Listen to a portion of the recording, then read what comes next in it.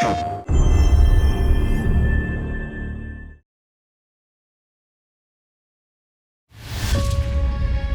started playing Gran Turismo when I was about 5 years old with my brother. In 2017, I started playing Gran Turismo Sport because I wanted to be part of the live events.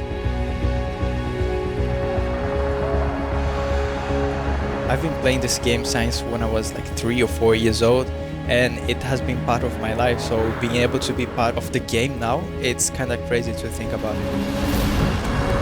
If you want to get into the Gran Turismo and race like us, you have to really believe in yourself first. 自分の腕試しにももってこいですし、ライバルと競い合えるということで自分を高め合える大会なので非常にいい大会だと思っています。 Driver in front, but he runs it a bit too hot into there. Well, that was a very climatic end to it. Yes. To be a top competitor, you need first of all the speed, but the consistency is very important. Hello and welcome to round 3 of the incredible FIA-certified Gran Turismo Championships. We've got 2 immense races lined up for you. In the Nations Cup, superstars Gallo, Cockburn, Serrano and co will be battling it out once again. And before that, we've got the Manufacturers Series where things literally turned on their head last time we were here. But before even that, we've got news that is so huge it just can't wait. The launch date for GT7 has finally been announced. Brace yourself for a glimpse into the future.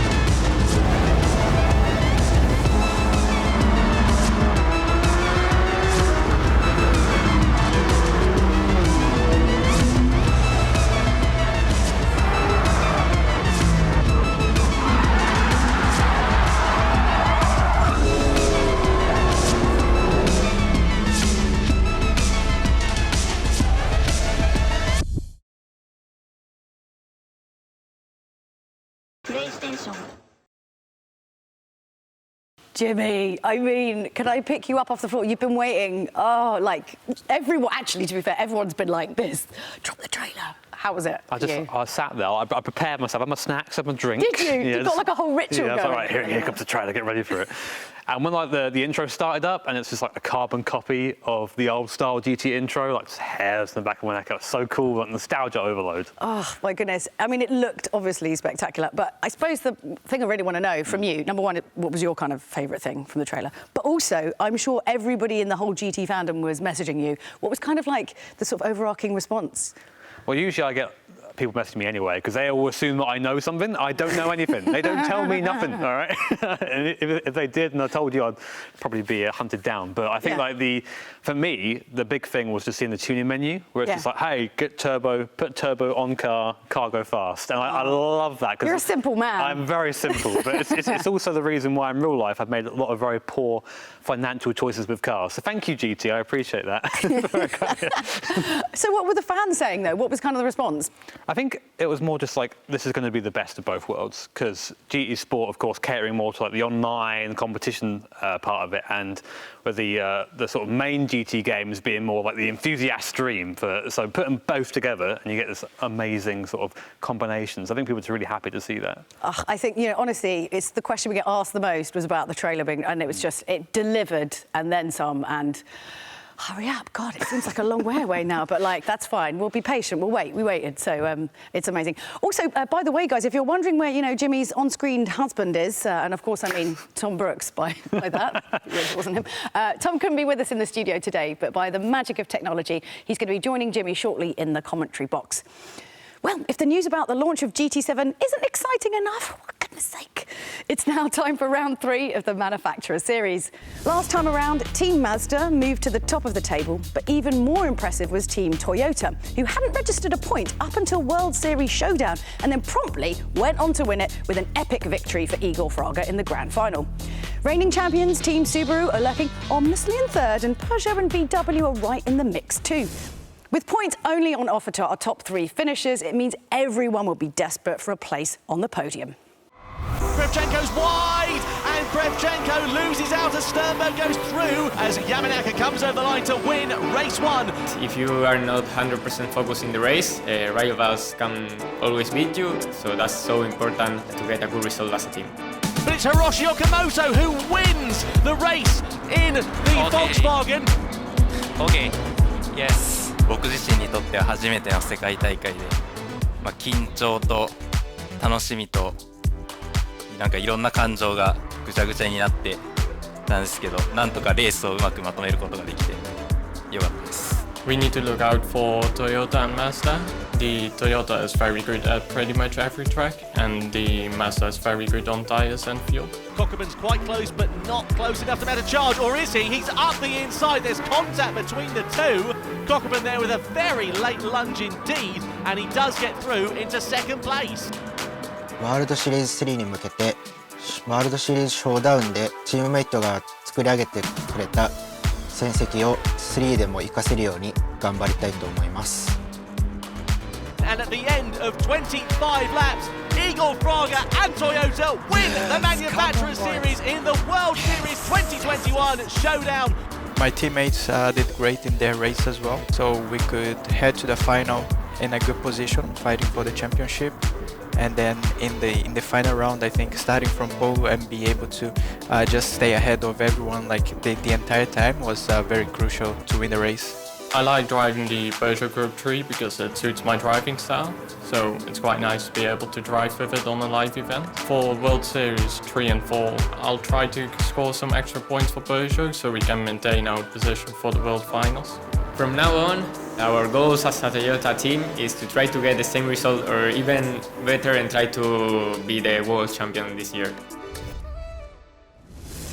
Well, Jimmy, now comes the time where I force you to make ridiculous predictions that you sometimes get wrong. So what's going to happen in this race? Well, unfortunately, Jules, the third eye is sort of a bit a bit bad today, so we're not going to make any big predictions because that's how I get in trouble usually. But I can go through the start list for you and say that, of course, Igor Fraga there again, our champ, our boy Igor Fraga in the Toyota, a combination that we're very much used to as well. Alonso Regalado for the Aston Martin team as well, and Takuma Miyazono back again in Team Subaru as well. But some new names in there, of course. Quinton Hall did really well last time, impressed us in pretty much everything he's done so far. So a driver that I think is definitely worth noting, as well as Okamoto, of course, in VW. He won in the Manufacturers Series and Showdown event last time around with the, what was the line? The infamous, yes, I'm the winner. Yes, it was great. It was great. The realisation over his face and the slight little power hand grab, it was adorable and amazing. And I'm fully into it. I'm the king is what he was saying right there. And of course, Baptiste Beaufoy as well.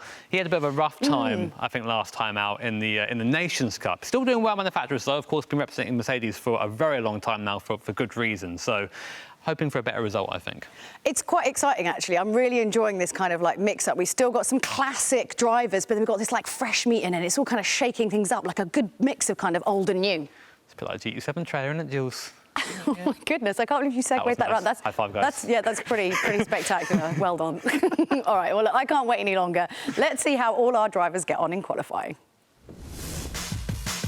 So round 3 then of the Manufacturer Series takes place at the Red Bull Ring, a circuit full of overtaking opportunities. T1, T3, T4, my personal favourites, and our guys out there today I'm sure will be utilising those to their advantage.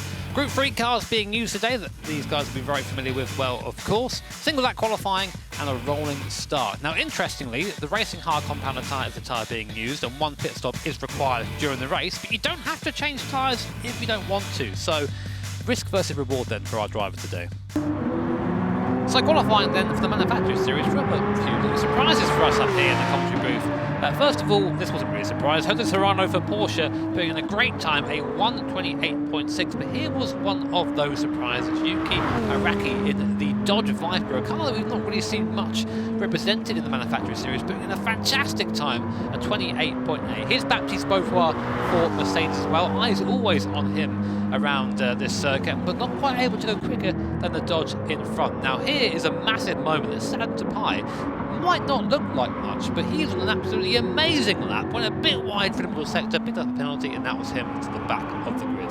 Takuma Miyazono in the WRX, not a good car for this circuit, not much straight line speed, but still that skill shining through, a 28.8 from our triple champ. Here is Okamoto, had a really strong showing at the Showdown event last time out, but wasn't quite able to get that speed out of the VW this time towards the back of the field. Someone had a bit of a worse time than that, as Ryota Kokubun. So here through T3, completely misses the apex, can't quite get the car turned in, and again at T4, very, very wide, and for that reason, his time was quite far down the order. And I think just a little bit of confidence gone there. You can see through the last corner, sliding, trying to make up that time, but Red Kokubun would be all the way down in 8th place, not where we're used to seeing Mazda and Ryota Kokubun. But Igor Fraga, the last person across the line, looking very fast in the middle sector, but then across the line just 5 thousandths slower, and Jose Serrano, who took pole position.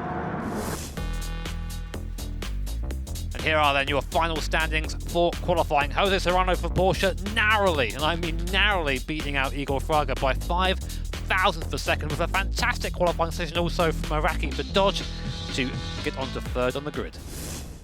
Great job by Team Porsche and Jose Serrano for taking pole position for our Manufacturers Series race. Now, let me stroll across and over to Jimmy at the Holostrator to find out a little bit more about this track. Welcome to my area. I know. It's much easier going up those stairs, let me tell you. All right, look, what have we got to look out for on this particular one? Where's the action going to happen? Action everywhere. This is Red Bull Ring, one of my favourite circuits in GT Sport. Reason being, it's just long straights and then sudden stops, which means lots of overtaken, which is we like that. We're into that, yeah. So I think best spots for me on the circuit, got AMS and you've got Roush down the bottom there. Downhill braking, again, long straights into a heavy braking zone. I think those are going to be the places we're going to see the most action. OK, but hold on, didn't Miyazono did some, absolutely baller move on My World that one time? Oh, yeah, OK, fair enough. Yeah, OK. But that doesn't happen very often. But, of course, it's Miyazono, so it happens whenever. Here it is. It was the final lap final corner, Miyazono tells the dummy on Team Toyota and just sends it up the inside. Absolutely mugged to the line there. That's the difference between second and first in one corner. You'll have to see it. I mean, I didn't think it was possible to drive a car with your elbows out like this, but apparently you can, and that's how he did it. It's pretty spectacular. I love the idea of just like one each window. Just get out of the way. I'm coming through. I mean, that's how I drive and why I'm not competing. There we go. Never go in the car, Julia. Thanks, Jimmy. Now, I'm not sure how good your foreign language skills are, but, you know, if you'd like a little bit of practice, why not watch the show in one of these languages? We've got another 5 options on top of English, and some say they make way more sense than us. I think that depends on what your mother tongue is. Anyway, however you prefer to watch, it's time to go trackside for round 3 of the Manufacturers Series.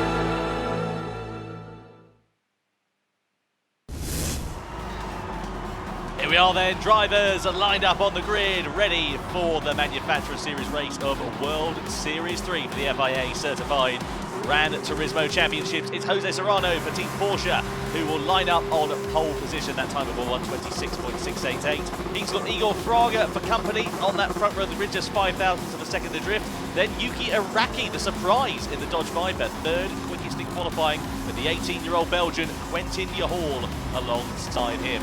Then it is the winners of World Series 2, Takuma Miyazono's Subaru in P5, with Baptiste Beauvoir for Mercedes-Benz. Their best finish so far of the season, only third. Alonso Regalado finishes in P7 in qualifying. He lines up there for 7th on the grid. Sugimori for Honda will line up in P8. Completing the top 10 is Mazda's Ryota Kokubun, and Kokubun, of course, with Mazda leading the championship in the Manufacturer Series, with Okamoto in the Volkswagen Beetle alongside him. Then the final row of the grid is comprised of Mario Straka, the Slovakian, of course the luckless Adam Tapai. In qualifying, of course, he got a penalty. His lap time was disallowed, and he will therefore start from 12th and last on the grid. So, Jimmy, only hard compound tyres available for our drivers, but a mandatory pit stop here for this. Yeah, interesting from a strategic point of view. You do have to take a pit stop. You don't have to take tyres or put fuel in, though. So go fast early. Maybe you have to do a bit of refueling, or maybe you want to burn those tyres early and have a tyre stop, or maybe be a bit slower, a bit more careful on your tyres, and then not take tyres at the stop. So the choice is there. Yeah, absolutely. Well, the average pit loss time is going to be about 14 seconds plus the stop time if the drivers do put fuel in or indeed change their tyres. So let's see what is going to happen then as we get ready for round 3 of the World Series for the FIA certified Gran Turismo Championships. Jose Serrano for Team Porsche is going to lead the field over the line here at the Red Bull Ring in Austria and down towards that first corner. The race then is underway. Serrano for Porsche leads the way from Fraga for Toyota. Weaving the drivers are as they try to get heated to the tyres on the uphill run towards that first corner. Of course, a rolling start spreads the field out quite a lot, so don't expect any rash moves being made, but there's a really, really long run down this straight through the left-handed kick of turn 2 and on the brakes into turn 3, and that's where we could see positions ready to change hands for the first time. But it is Serrano that has the advantage over the field. On the brakes into turn 3 we go then with Fraga, and really deep on the brakes there for Quentin Yahal from 4th position. He just about gathers it up, but he was quite close on the back there of Araki's Dodge. Yeah, everyone really just sort of defending through there, just sensing whether a move can be made. Both Serrano and Fraga both feeling they don't have enough heat in their tyres at the moment, so a bit more weaving down towards T4 there. So it's Serrano for Porsche, Toyota, Dodge and Araki in third at the moment. Quentin Yahal in the Peugeot behind. No one making any moves at the moment, but Fraga very close to the back of Jose Serrano in that Porsche. Now this is where we think the Porsche is a bit quicker than the Toyota through here. The Toyota, of course, front engine, so a bit more understeer prone than the Porsche in front. And you can see they're just the Porsche just running a little bit of a gap through there, but as soon as the Joe gets his power down, gets into the toe, he starts to gain back again. Yeah, absolutely right. And down towards the final sector of the lap we go. You can see Fraga there closing up onto the back of Jose Serrano. Now, I wonder what's going to be going through Fraga's head at this point. Is he going to be thinking about pouncing on Serrano earlier? Is he just going to bide his time? There's a lot to lose and not a lot to gain in the early stages of this race, given how long it is, and of course, given that mandatory pit stop, strategy could be a very important factor there as well. So we'll see how it all plays out between the drivers. You can see there Baptiste Beauvoir in 6th position. Mercedes-Benz been a bit off the colour in 2021 so far. The car has not been as quick as they would have wanted, and here is a problem for Ryota Kokuma. He started down the order. You can see him in here in 9th position. He was last over the line, ran it out wide through turn 4 there. Drops right to the back of the grid.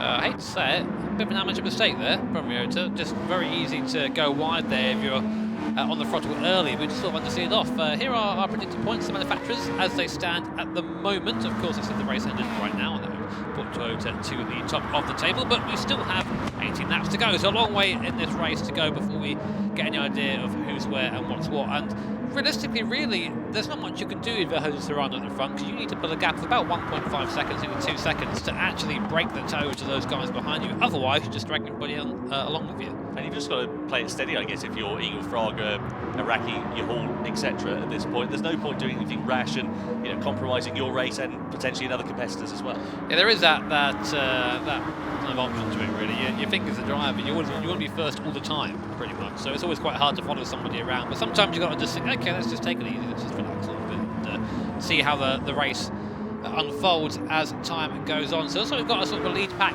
forming here, which is Serrano, Porsche, Toyota, Dodge, Peugeot and Subaru, and it looks like Baptiste Beauvoir in the Mercedes just starting to fall to the back here. So this is what we expect to see as time goes on, I think, as the cars are going to start to spread out a little bit. We're going to start to have sort of little packs racing, and that's just the nature of a circuit, given we have so much specifically around it. Here's Iraqi, you can see him picture there with Igor Fraga in front in the Toyota as well. Both of them look like they're just having a little something to drive, don't they? They're very chilled out. You see me when I drive, just full of sweat usually, so these guys are a lot more composed than I do. Now here we are, Iraqi looking for a move here, looking every which way he can around Igor Fraga, but Igor's an old hand. He's not going to get by that easy, are you? Certainly not, and Fraga then just chops off the line, coming down in towards the braking zone of turn number 4, goes a little bit more defensive. That's going to potentially, I was going to think, compromise his exit on the run out of the corner, but he manages to get it all gathered up, and it's such a short run comparatively down in towards the next left-hander which follows. No such problems there for Igor Fraga to keep a watching brief on his mirrors for the time being. But I suppose if you're Iraqi at the moment, you're in an unfortunate position of attacking and trying to defend at the same time. He's trying to get past Igor Fraga, or looking to, but he's got to keep his eyes full of the Peugeot of Quentin Yahul. Yeah, definitely. I think that Dodge has a little bit of a straight line speed advantage over some of the cars around it, so it's not too bad when you find yourself sort of being slipstreamed by the guy behind. But I'm just looking at that picture there. Iraqi's just smiling, he's having a great time. This is the first time Dodge has been anywhere near this high up in the order.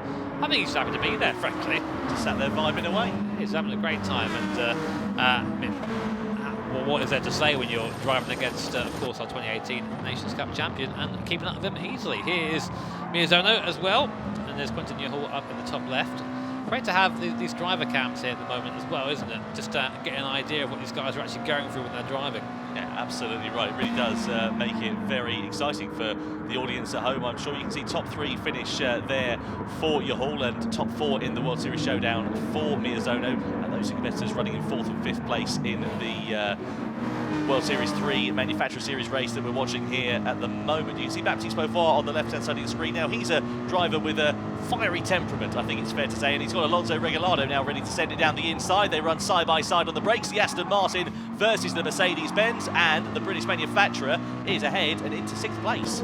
And Schumacher Villeneuve vibes there. Looks like Beauvoir turned into Regalado, actually tried to stop him going through, but Regalado's already through by that point, so nice position gained there from Regalado, but goes quite wide on the exit there. You'll be really careful going wide on the exit. I wish you might pick up a penalty if you're not careful. With a bump as well from Beauvoir. These guys are starting to get the elbows out, as I think they're both squabbling over 6th place. What that means behind them, though, is Sugimori in the NSX for Honda is basically just waiting for his chance to pound. Regalado there, messing up the second to last corner. Big understeer moment on the way in there, just got the front a bit too early and the nose pushed down. That slowed them both down. But look at the mirror there, top right.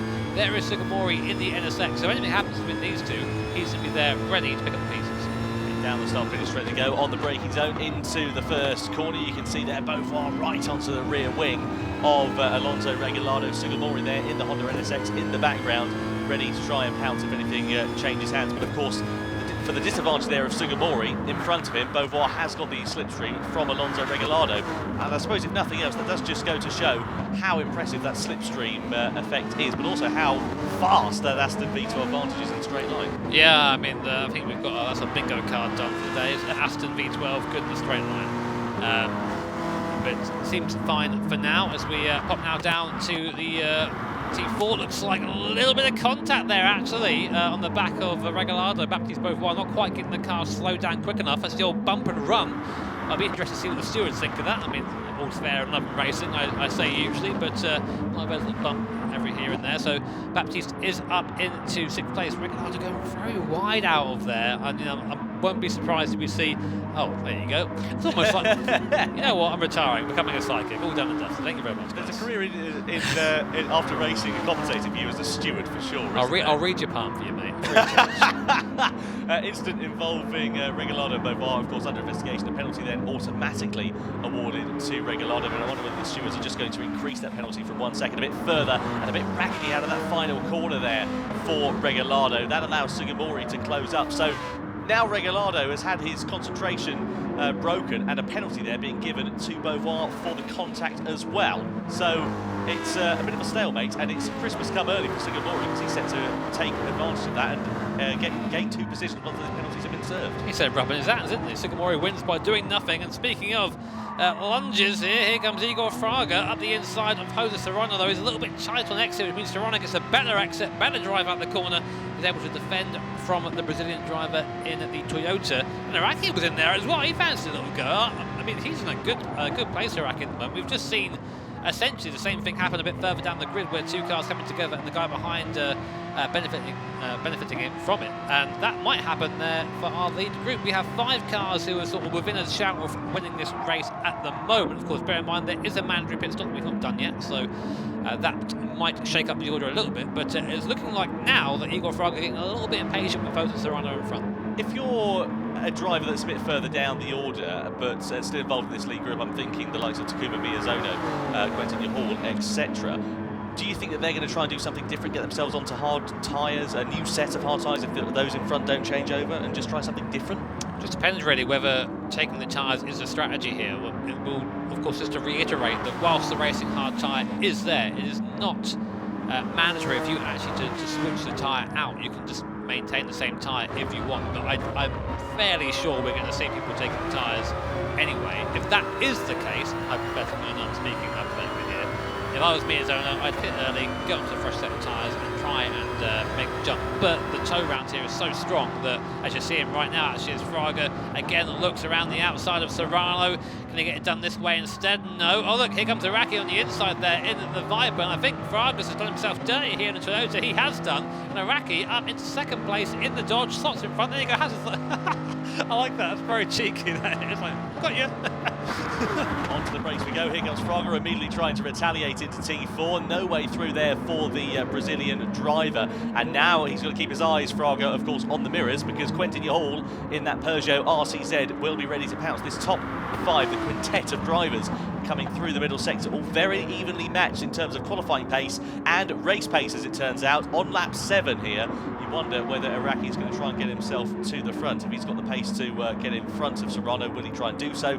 Will he just hold station for the time being? He's going to have to keep an eye, though, on Fraga, because we know that the Brazilian driver will prefer to be in 2nd rather than 3rd at this stage. So let's see whether Fraga in that Toyota is going to be able to find his way past. And of course, Toyota won the World Series Showdown last time out as part of the FIA Certified Gran Turismo Championships in 2021. We know how fast that Supra GR3 machine is, especially at the hands of Igor Fraga. Oh, Araki there, just getting a little bit sideways on corner exit. Not too much to cause concern about, but if you do that too much, and especially coming out of a slower corner onto a long straight like this, it can cost you more than it can gain, and at a latter stage in the race, that could be crucial. Looks good though.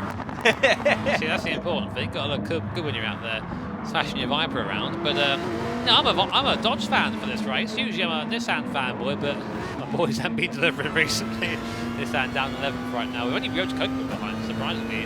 13 Mazda really struggling today, it seems. We're on board now with Quinton Hall in the Peugeot. Just again biding his time. That's sort of what this race is going to be for a while. I think it's just just waiting for the guy in front to make a mistake and then taking a lunge when you feel like you can. Problem is when you do that, as you'll all know at home, if you are fighting, that means you're slowing each other down, then that allows the guys ahead to move forward a bit further. And that's sort of what happened here at Fraga, where he's lost that pace a little bit. Araki and Serrano now starting to pull a little bit of a gap over the Toyota driver. Through the right hand they go, over the crest of the hill and down in towards the final series of corners. You can see the top 5 still running nose to tail as they come through there. Now, who is going to be the first driver to blink here? Ah, look at that, just as I say, that's almost like I'm a prophet. So, Fraga comes into the pit lane, as does Hall, as does Miyazono then as well. So Serrano and Araki are the only 2 from the top 5 that continue on their normal lap. So these top 3 drivers predictably trying to get the undercut at this stage here. Yeah, I'm interested to see what happens here. I mean, they've all got enough fuel, so there will be no fuel added to the car here, just tyres. And they are opting to change tyres. There you go, fresh set of the hard Michelin tyres going on to Igor Fraga's Toyota as come out the pit lane now. We're going to have to wait a lap or 2 to see how this all sort of pans out, because we Serrano and Araki to pit as well at the top, and interesting Kokuba coming in as well. Not really sure what options he has open now, to be honest. He's so far back, but you never know, maybe there'll be a blinder somewhere and we'll be talking about a Mazda victory in a few laps time, but unlikely. Here's Fraga looking back from Hall and Miyazono. These guys come out the pit lane in the same order they went in, so their pace now is very much dictated by Igor out front in the Toyota. If he makes any mistakes, they're all going to have to sort of just wait for him, which means that Araki and Serrano are sort of doing the opposite. They're trying to push as hard as they can now on this in lap. It must be that they both should be coming in now, otherwise it's not going to go well for them, I don't think. So yeah, the gap from what I can see is quite consistent though, so not much pace difference. Yeah, 10 times tyre wear, just to remind you here. So 10 laps, of course, are the equivalent, or so 1 lap is the equivalent to 10 laps at this Red Bull Ring circuit. So those tyres are definitely coming towards the end of their useful shelf life, and that was evidenced in the lap times that we were seeing with the top 5. And now, of course, 3 of those drivers having pitted, they're on fresher rubber, so they're going to be a little bit quicker. And exactly as you predicted, Serrano comes into the pit lane. I don't think Araki did. He's continued on for another lap then. So that's an interesting strategy call for the Dodge driver.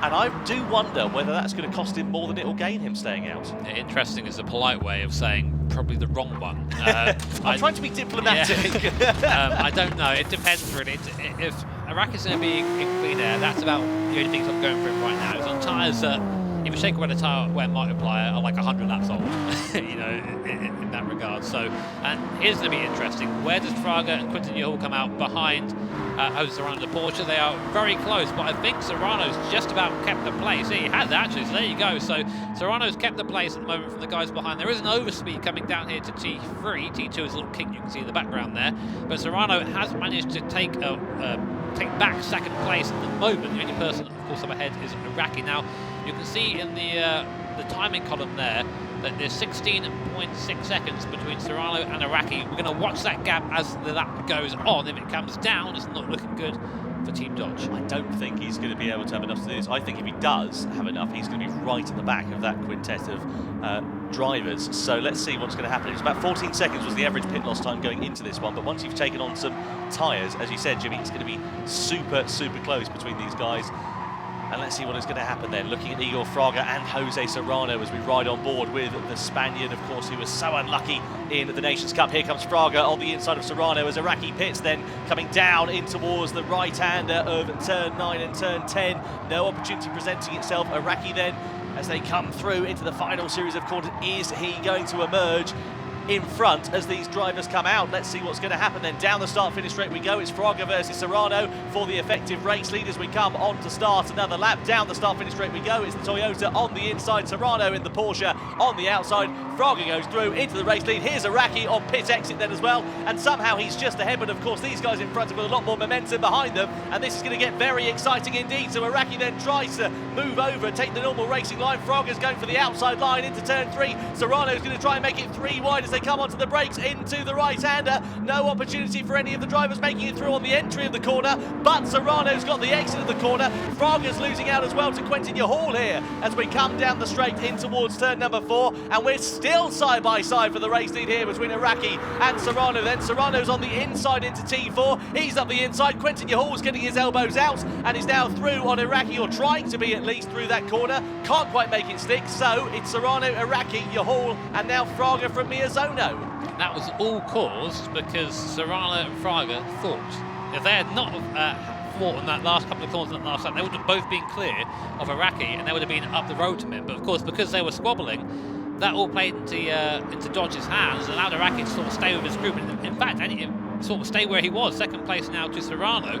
He got a little bit greedy though in that last part down at T4. I think he should have tried to sort of come back in a little bit earlier, trying to fight with Serrano, because that allowed Quentin Hall a look, which could have quite easily been a place lost for Dodge and Araki. But Igor Fraga's a loser here, down to 4th place now with Takuma Miyazono behind him as well. So after our pit stops, it is Porsche from Dodge, from Peugeot, our top 3 at the moment, with Toyota and Subaru 4th and 5th. Igor Fraga looking very close at the back of Quentin Hall, but not quite getting the same exit speed as the Peugeot driver.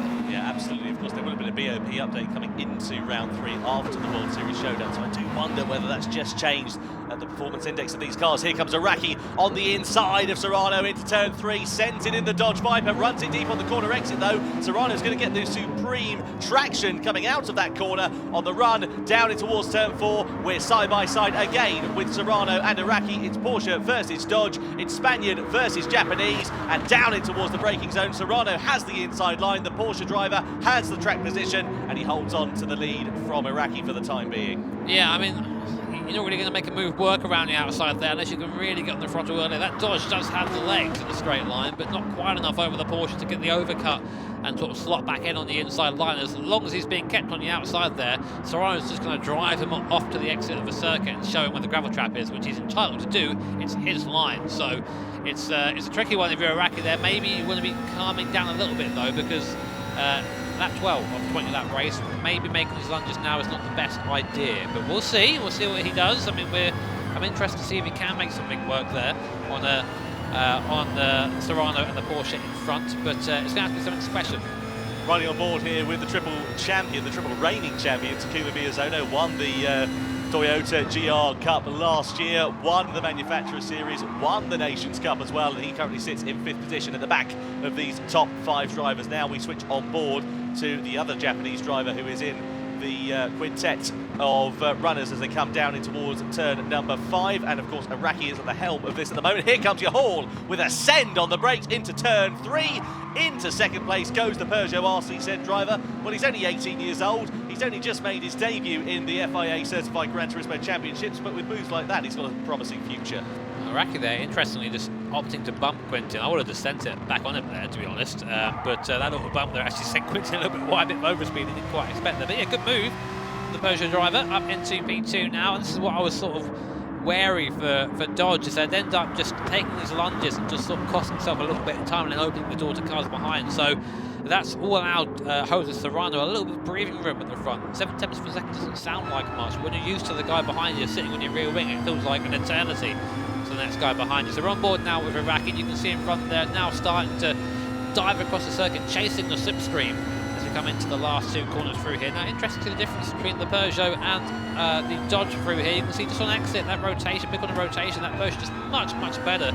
It seems like the Araki just pushes out to the exit there in the Dodge and just can't quite get the exit speed. So behind us right now on the circuit is Igor Fraga, 2 tenths behind. You can't quite see him there. He's on the little TV screen at the bottom right, covered by our graphics. So, but he's right behind. This is the thing. One false move in this sort of train, you can find yourself just being steamrolled to the back of it. And we're coming towards the closing stages now as well, and these drivers, of course, will have been on these tyres for half of the race by the time they come to the end. Do you think that whoever's managed their tyres better could be in with a shout of making the moves in the closing stages? I mean, the hard tyres are pretty hardy, funny enough. They will last for a long time, and the performance doesn't really drop off. Now, if you are sliding the car around a lot, there is going to be a difference between you and the guy who hasn't been doing that behind you. So maybe it is worth looking after them to some point, but seeing as everyone did opt to take tyres during this race, I think that it shouldn't be too different towards the end. So So coming through into that middle sector we go once more, and daylight being brought there between the top sort of 5 now. You can see that Serrano's just pulled out a 0.6 of a second advantage, but also Iraqi has pulled out 0.6 over Igor Fraga. So the top 5 just sort of beginning to splinter off into their own sort of separate groups here as well. What do we think that's all about? Just where everyone's sort of fighting and trying to vie for position. It's natural that that happens, and I mean, these guys are together on circuit, but they aren't really doing very well at the moment. They're the predicted points on the screen, and Mazda, of course, down in P12 with Kokibun, would not move right now. They would stay in the lead just about, but that lead would come down to only 1 point. So this has really been quite a disappointing showing here for Team Mazda. It certainly has. Into the right-hander we go, and of turn 1, and onto the back straight on the run down in towards turn number 3. You can see Iraqi there once again sits in the slipstream of Quentin Yahal as they come on that run into the right-handed braking zone. You can see that is where Iraqi has pounced so many times, and he looks up the inside of Quentin Yahal. Does he make the move stick? Well, it's a half look there. Didn't manage to make it stick on the corner exit, and I dare say that Yahal got better traction on the exit, but I say that they're now side by side coming on the straight down in towards turn number 4. Yahal has to relinquish position, and Iraqi is through into second place there. So a nicely timed move there from Iraqi. I wondered for a time if he would be able to find his way through, but he managed to get it done. Yeah, I wonder now, do you settle for second place if you are Yuki Iraqi? I mean, obviously you wouldn't, but there in your brain you've got to think, is it worth me now trying to fight Jose Serrano, who is a little bit quicker, it has to be said, than these guys at the moment, pushing that little bit extra and maybe opening yourself up to attack from Quentin Yahal. Maybe it's worth it, we'll see, but right now at the order stands with a couple of laps to go. So Jose Serrano, the Porsche, in first. Dodge in second with Yuki Iraqi has definitely been my pick of the race so far. Great to see Dodge doing so well. We rarely see him outside inside the top 8, to be honest. And Quentin Yahal of Peugeot in third place. Sorry.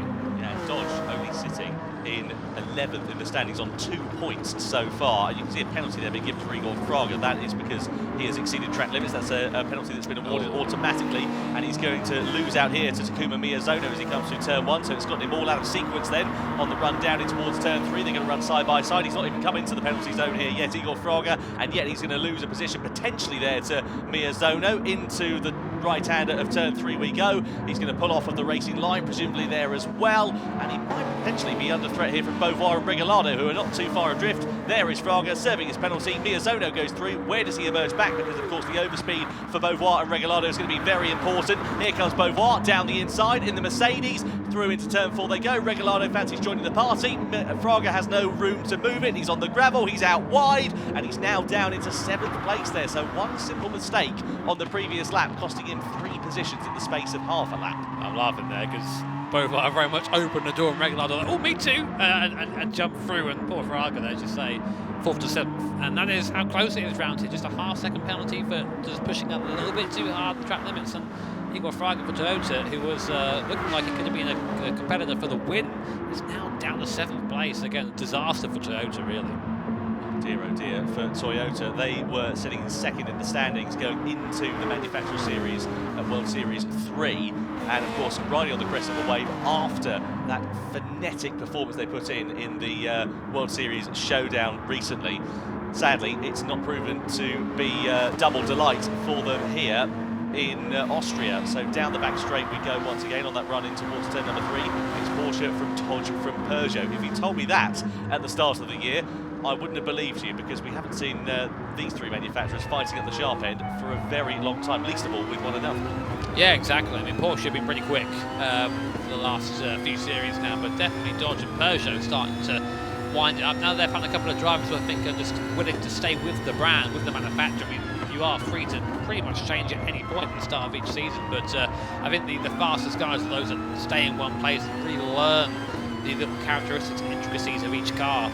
Those are the guys who do well, and that's why we see Serrano and Iraqi and Yahal now really getting the most out of these machines. And here is Iraqi again in second place. He has closed up now to Serrano, so he is getting close, and he'll know that. And this is where the heart rate starts to go a little bit. You think, right, okay, a few laps to go. I have a chance of winning this race. How do I do it? And usually I find that you don't really count down the laps. You just sort of say, okay, right here, how many opportunities I have left? So maybe 2 a lap. I'm going to have a couple of stabs at it, get close, and then go from there. it's really easy to get inside your own head at this point. And that's when the mistakes come out. So I'll be interested to see how Iraqi deals with this sort of new pressure. Yeah, absolutely. Let's see how he is going to deal with that pressure. And let's see when he is crucially going to pounce as well on that run up the hill and towards that first corner. Very strong on the brakes. Looks that Dodge Viper and Iraqi as well seems to just have whatever it is dialed in very nicely indeed. And I'm very keen to see whether he is going to be able to pounce on Serrano, if he is going to do it before the end of the final lap. Here he goes on the outside into turn number 3. Serrano going for the defensive line there, forcing Iraqi to the curb on the outside, compromising the Japanese driver's exit and just giving Serrano that little bit of breathing room for the time being. So if you're Iraqi, you've got 2 laps left. When do you pounce? And do you only do it once, or do you set up a few dummies? You can't be doing it on the outside. We know that doesn't work. We know that Serrano can cover that off. He's done it pretty much every time someone's tried it around the outside. He's just sat on the apex and driven out the corner, and the guy behind tends to lose a place. So Iraqi must know that by now. He's been on the receiving end of that a few times, so he's got to try selling a dummy somewhere and get onto that inside line, get alongside. As soon as he has any amount of that car alongside on the inside, the place is going to be his in this corner, if he can get it done. But that is very much easier said than done, given that Jose Serrano has driven an absolutely fantastic race so far at Porsche. He's not put a foot wrong this entire race, and given he's got some of the fastest guys in the world behind him, a lot of pressure, I think that's very impressive there from the Spaniard. Well, let's not forget, of course, that Peugeot have been slowly making their way up through the field in 2021. They finished 3rd in the World Series Showdown last time out, at the expense, of course, of Volkswagen, who ran out of fuel on that final lap in the Gran final. So very keen to see whether Quentin Hall, the young Belgian driver, is going to be able to do anything. Now, this is the run down in towards turn 3, where Iraqi has been so strong on the brakes. That Dodge Viper is an absolute bullet in a straight line, and he is really, really confident under braking. You can see that Serrano knows that on the brakes. On the outside, there goes Iraqi. Does he get the move done? They run side by side on corner exit, and Serrano just about holds off the pressure for the time being. But Iraqi certainly getting a bit more intensive than he was last time out, and of course Hall is ready to try and join the party. Nearly side by side they run down in towards turn 4. Serrano once again going for the defensive line, tries to get the switch back on the inside, doesn't quite make the move stick through there. Hall's ready to try and get involved here as well, but it's certainly getting a bit more aggressive with these top 3 now. Yeah, definitely. And Iraqi there put himself really on the wrong side of the circuit. He put himself on the outside for no particular reason, I think, just trying to pressure Serrano, but he has to understand that behind him is this man, Team Peugeot. Quentin Hall, so fast, and he will take any opportunity he can get. We've seen that already in this race, so he's got to be careful here, Iraqi, if he wants that win. But Serrano is just doing what an experienced driver would do, and just putting the car in all the right places, parking on the apex, making it so the guy behind can't get the run out of the corner, and just defending when he needs to. One more lap now separates Team Porsche and win here in World Series round 3, but it's going to be very impressive if he can hold that off. Final lap time then. The smile from Yuki Iraqi was gone when we saw that picture-in-picture just a few moments ago. On the brakes in towards that first corner we are once more, and Iraqi then is going to try and pounce on Serrano. Serrano was just a tad wide out of that first turn on the run down into turn 3. This is the Japanese driver's favourite overtaking opportunity. Serrano knows that, goes for the defensive line once again, but the overspeed of the Dodge Viper is certainly evident here as they come on the brakes into the right-hander. Yuki Iraqi is going to have no track there. Here comes Quentin Hall, ready to try and join the party as well. Side by side, they're going to run down the straight in towards turn number 4. So instead of battling for the lead, it's now defending second place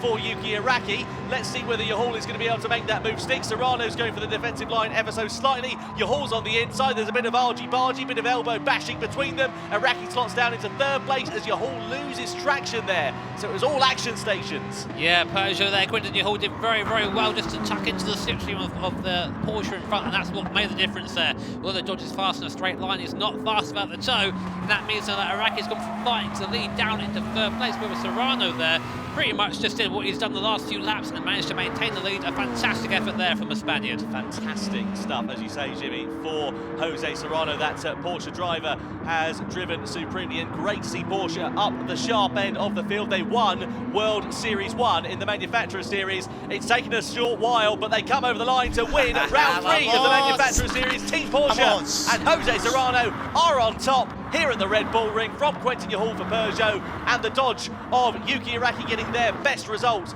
of the 2021 season so far. Miyazono Beauvoir complete the top 5. You can see the final results as you look at the standings now. Serrano from Yahal, from Iraqi, inside the top 3. Yeah, what could have been though for Team Dodge? So just one misplaced move from Iraqi. Could have been a win, but still third place, as you say, Tom. That's important points on the board there for Team Dodge.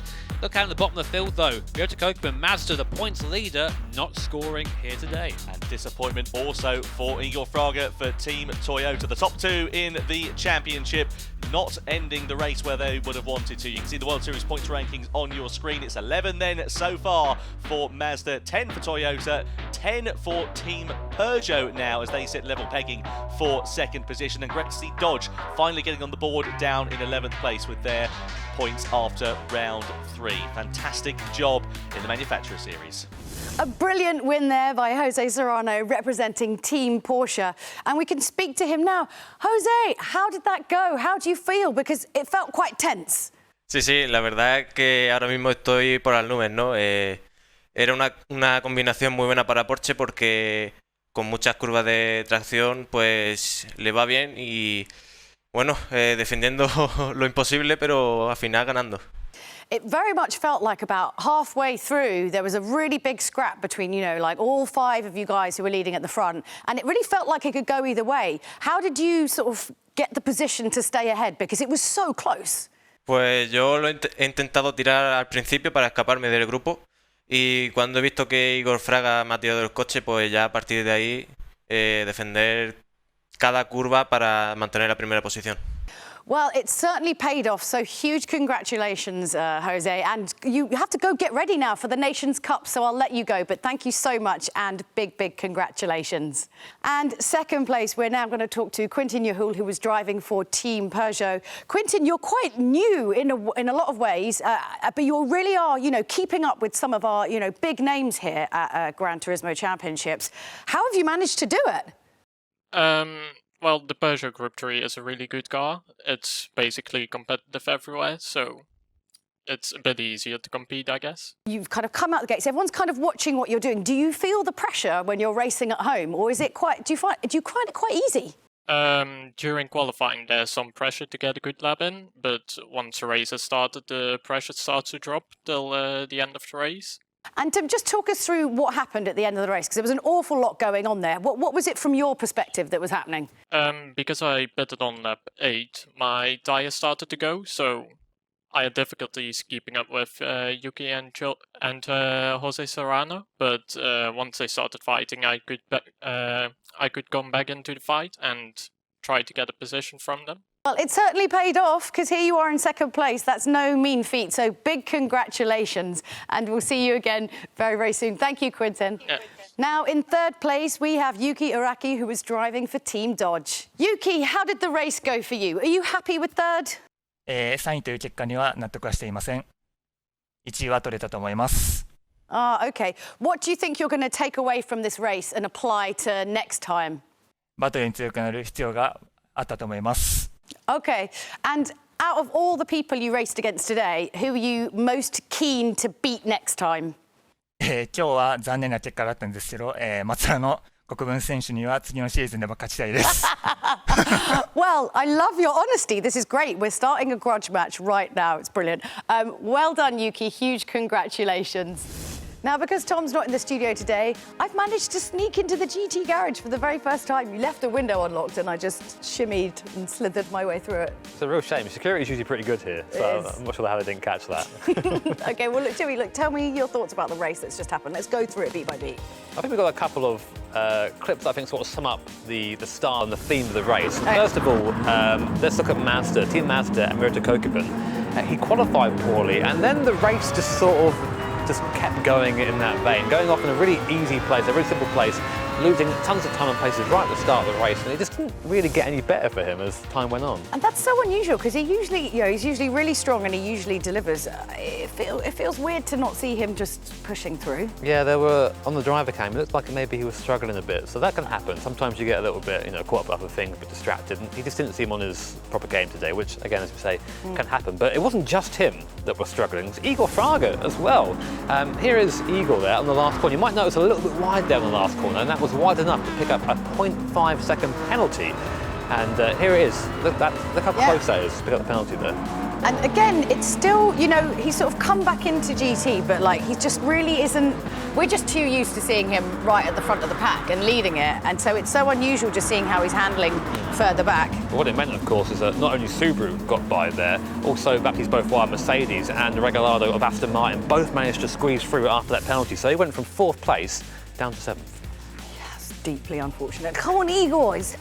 I want to see him up the front again, but yeah, Number one Igor fangirl. I am a little bit, to be fair. But you might have noticed in that little video there of Baptiste Beaufoy and Alonso Regalado really close together, and they were basically just bashing into each other for half the race. It was a bit of a squabble. Here was the first move that sort of set that off. So Regalado for Aston Martin up the inside of the Mercedes of Baptiste Beaufoy. A little bit rude in the way by, and Baptiste was around a bit of a kiss. What? Going through there, a bit of a nudge just to sort of remind him too soon, and then a bigger nudge the lap afterwards, which actually meant that Baptiste and Team Mercedes picked up a 1 second penalty there for that. But see there, Regalado for the Aston Martin goes wide, so he gets a penalty too.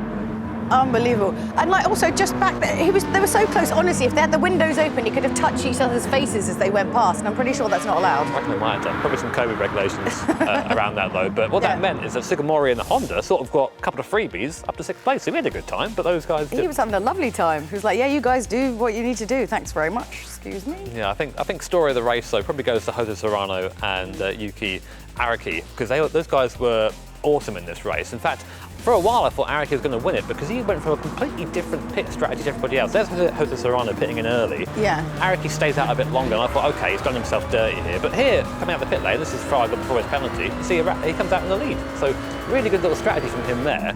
But this is where it all came undone. This is the last lap, and Araki going for the race lead, goes to the outside, but Jose Serrano takes the inside, forces him out wide as he's allowed to do. Araki gets a little bit slippy on the exit, and then that allows Quintin Yahor in the Peugeot to sneak up the inside, and he goes for battling to the lead to lose in 2nd place and finishing in 3rd. Oh, it just goes to show like one tiny little decision can just totally ruin your day. It's like high-speed chess this, and high speed. Vamos! I love these so much. He's very excited. He nearly punched the camera. Oh my goodness, his headset came off. There you go. I think that's a victory punch of the headset. Wow. What's your winning victory face like? I don't really get to win, so it's more of a... Oh, so like your face now. Well, let's take a look at the standings and how it all played out. So with round 3 in the books, here are how the point standing looks for the Manufacturers Series, and it's Team Mazda still leading despite scoring nothing today. Same for Toyota as well, with Fraga having a bit of a bad day at the office. Team Peugeot though move up into 3rd place, tying Toyota for 2nd place, with Team Porsche moving 7th with the whole 3 points, thanks to Jose Serrano's fantastic drive today. And Dodge go up to 3 points, thanks to finishing 3rd. Right, there's only one place to go after such a thrilling Manufacturers Series race, and well, that's to a thrilling Nations Cup race, obviously. Following all the excitement at the World Series Showdown, the driver standings look a bit like this. Italy's Valerio Gallo is in the top spot, hotly tracked by Japan's Ryota Kokubun and the Spanish pair of Coque Lopez and Jose Serrano. Brazil's Igor Fraga is lurking still, and don't forget that Patrick Blajan failed to qualify for the next 2 rounds of the World Series, so can't increase his points. Well, for a while at least. As you can see, there's never a dull moment in the Nations Cup. 1 millisecond of a mistake and it's gonna make the difference. To the line then. Oh, Serrano slows on the line. Has he run out of fuel or something? I don't know what happened there. No me lo puedo creer, macho. Gallo and Lopez overtake him.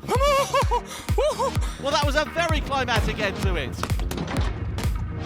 En la gran final me quedé sin gasolina porque no calculé bien y se me pasó por la cabeza que había quedado fuera del podio y no pensaba en los puntos de la semifinal. It was quite shocking to not see Baptiste Beaufoy and Patrick Blajan not qualifying because they were for sure the main rivals of this season. I really wish for them to come back. セミファイナルレースでまず3位という結果で終えることはできたのですが、その3位という過程に至るまでに後ろの選手たちが非常に詰まっていたので、このままこの順位でゴールできるのかという焦りがありました。 Durante el showdown, sobre todo me llamó la atención la semifinal A, cuando Nikita Moisov nos pasó a todos en box y quedó primero. I think it went pretty well for me, especially the first race. Honestly, I didn't expect to win. まずオンラインシーズンで勝ち上がってきた選手が非常に強力であるということと、今戦っているそのワールドシリーズ3と4に出場する選手が非常に強力であるということを改めて感じました。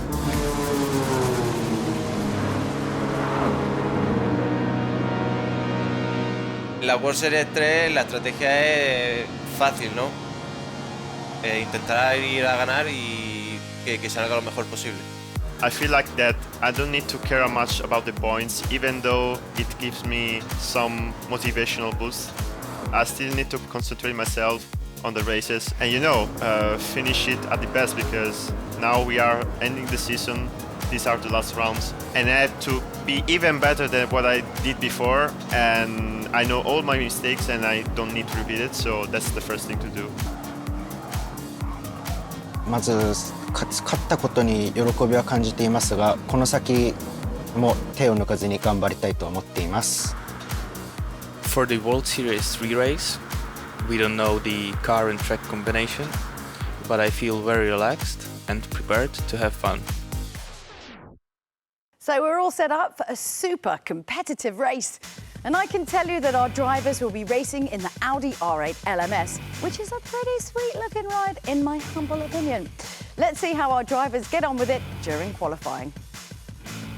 So then, for round 3 of the Nations Cup, we go all the way over to the west coast of the USA, specifically to Willow Springs on the Big Willow layout. Just under 4 kilometres in length. My overtaking spot, I think, will probably be down a T1 if you're feeling a little bit adventurous on the brakes, of course, there into Castrol Corner. As for the car our drivers are going to be using today, they're all going to be using the Audi R8 Group 3 car. Very quick car, very fun and very fast around here as well. Single lap qualifying as always in these with a standing start as well, so getting off the line is going to be very, very important for that run down the T1. As for tyres, racing medium and soft to be used this time around, and each tyre must be used at least once. So Nations Cup qualifying then at the Willow Springs circuit. Here is Quinton Yehol, the Belgian driver inside the Audi R8 LMS. He was the first of the qualifying group out onto the circuit. You can see taking this very long right-hander into the final corner, and his sectors were absolutely rapid, and we had our eyes peeled on the start-finish times. He came across the line and it was a 108.4, an absolutely rapid time from the Belgian driver. And it was a long time before anyone got anywhere near that. Takuma Miyazono was the first person to try. His time though was a tenth slower than Quinton, and around this circuit that is a lot of time. Igor Fraga as well, another big hitter, just a little bit of a mistake there on the final corner, kicking up a little bit of dust, and he'd come across the line to go a provisional third place. Jose Serrano on a high at the moment from his manufacturer's performance for Team Porsche. He also couldn't beat Quinton Yehol at 108.5, but ever closer. And Valerio Gallo, he was almost on to beat Quinton Yehol, but a couple of little mistakes in the last part of the lap meant that he came across the line and just wasn't able to beat Quinton there, 108.4 from Valerio Gallo. But Ryota Kokeman, unfortunately, was in our sights again for the wrong reasons. The Japanese driver just unable to get it together and qualified all the way down in 15th position. So round 3 of the Nations Cup qualifying results look like this. Quinton Yehol taking pole position from Valerio Gallo by 0.02 of a second. Jose Serrano, the winner from the Manufacturer Series race, lines up in P3 with the entirety of the field covered by less than half a second. Lovely to see that great lap by Quinton Yehol grabbing pole position. But what does that mean for the race itself? Well, let's ask Jimmy. Come to the area. I'm coming. Virtual track map, we'll have a little chat about it. So, North American fans, you're going to like this track. This is Willow Springs, very fast, very flowing, historic circuit. It's been around since the 50s, 60s, it's been around for a very long time. And as such, hasn't really changed. Lots of very fast flowing corners. What that means is it's quite difficult to overtake. So Rabbit's Ear, of course, T2. Really, it's just one at a time through there, and the aptly named final corner as well. Again, I kind of like that. You're never going to accidentally misname it. Just like it's the final corner. Exactly. For me as a commentator, it's great. I mean, don't really get much of that usually, but it does.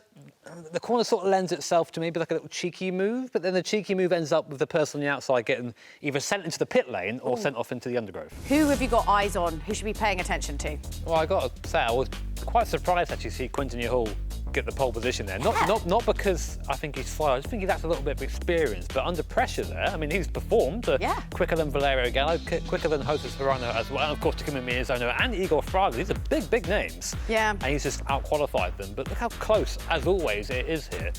Less than half a second covers the entire grid. That's crazy. I mean, okay, so like going into it, like who do you think? Okay, so if I'm going to say anyone, I'm going to say Serrano, just because I think he's got a little bit more racecraft to him than Yohol does at the moment. If not, of course, look for the old hats, look for Fraga, look for Miyazono as well. But they've got to work their way back up through the field, and this circuit doesn't really lend itself to overtaking. And also Serrano, you know, he's on a bit of a high now from earlier, so that's got to count for something. The woohoo, the big boy boots. That he's won. Yeah. Great prizes here in GT Sport, big boy boots. Oh, well, as always, some wonderful words of wisdom and some other stuff as well from Jimmy there. But you can consume more of him and Tom's Cordon Bleu comments on the Gran Turismo YouTube channel. And whilst that's obviously whetted your appetite, please pay full attention now, put your crisps down. It's time for round 3 of the 2021 Nations Cup.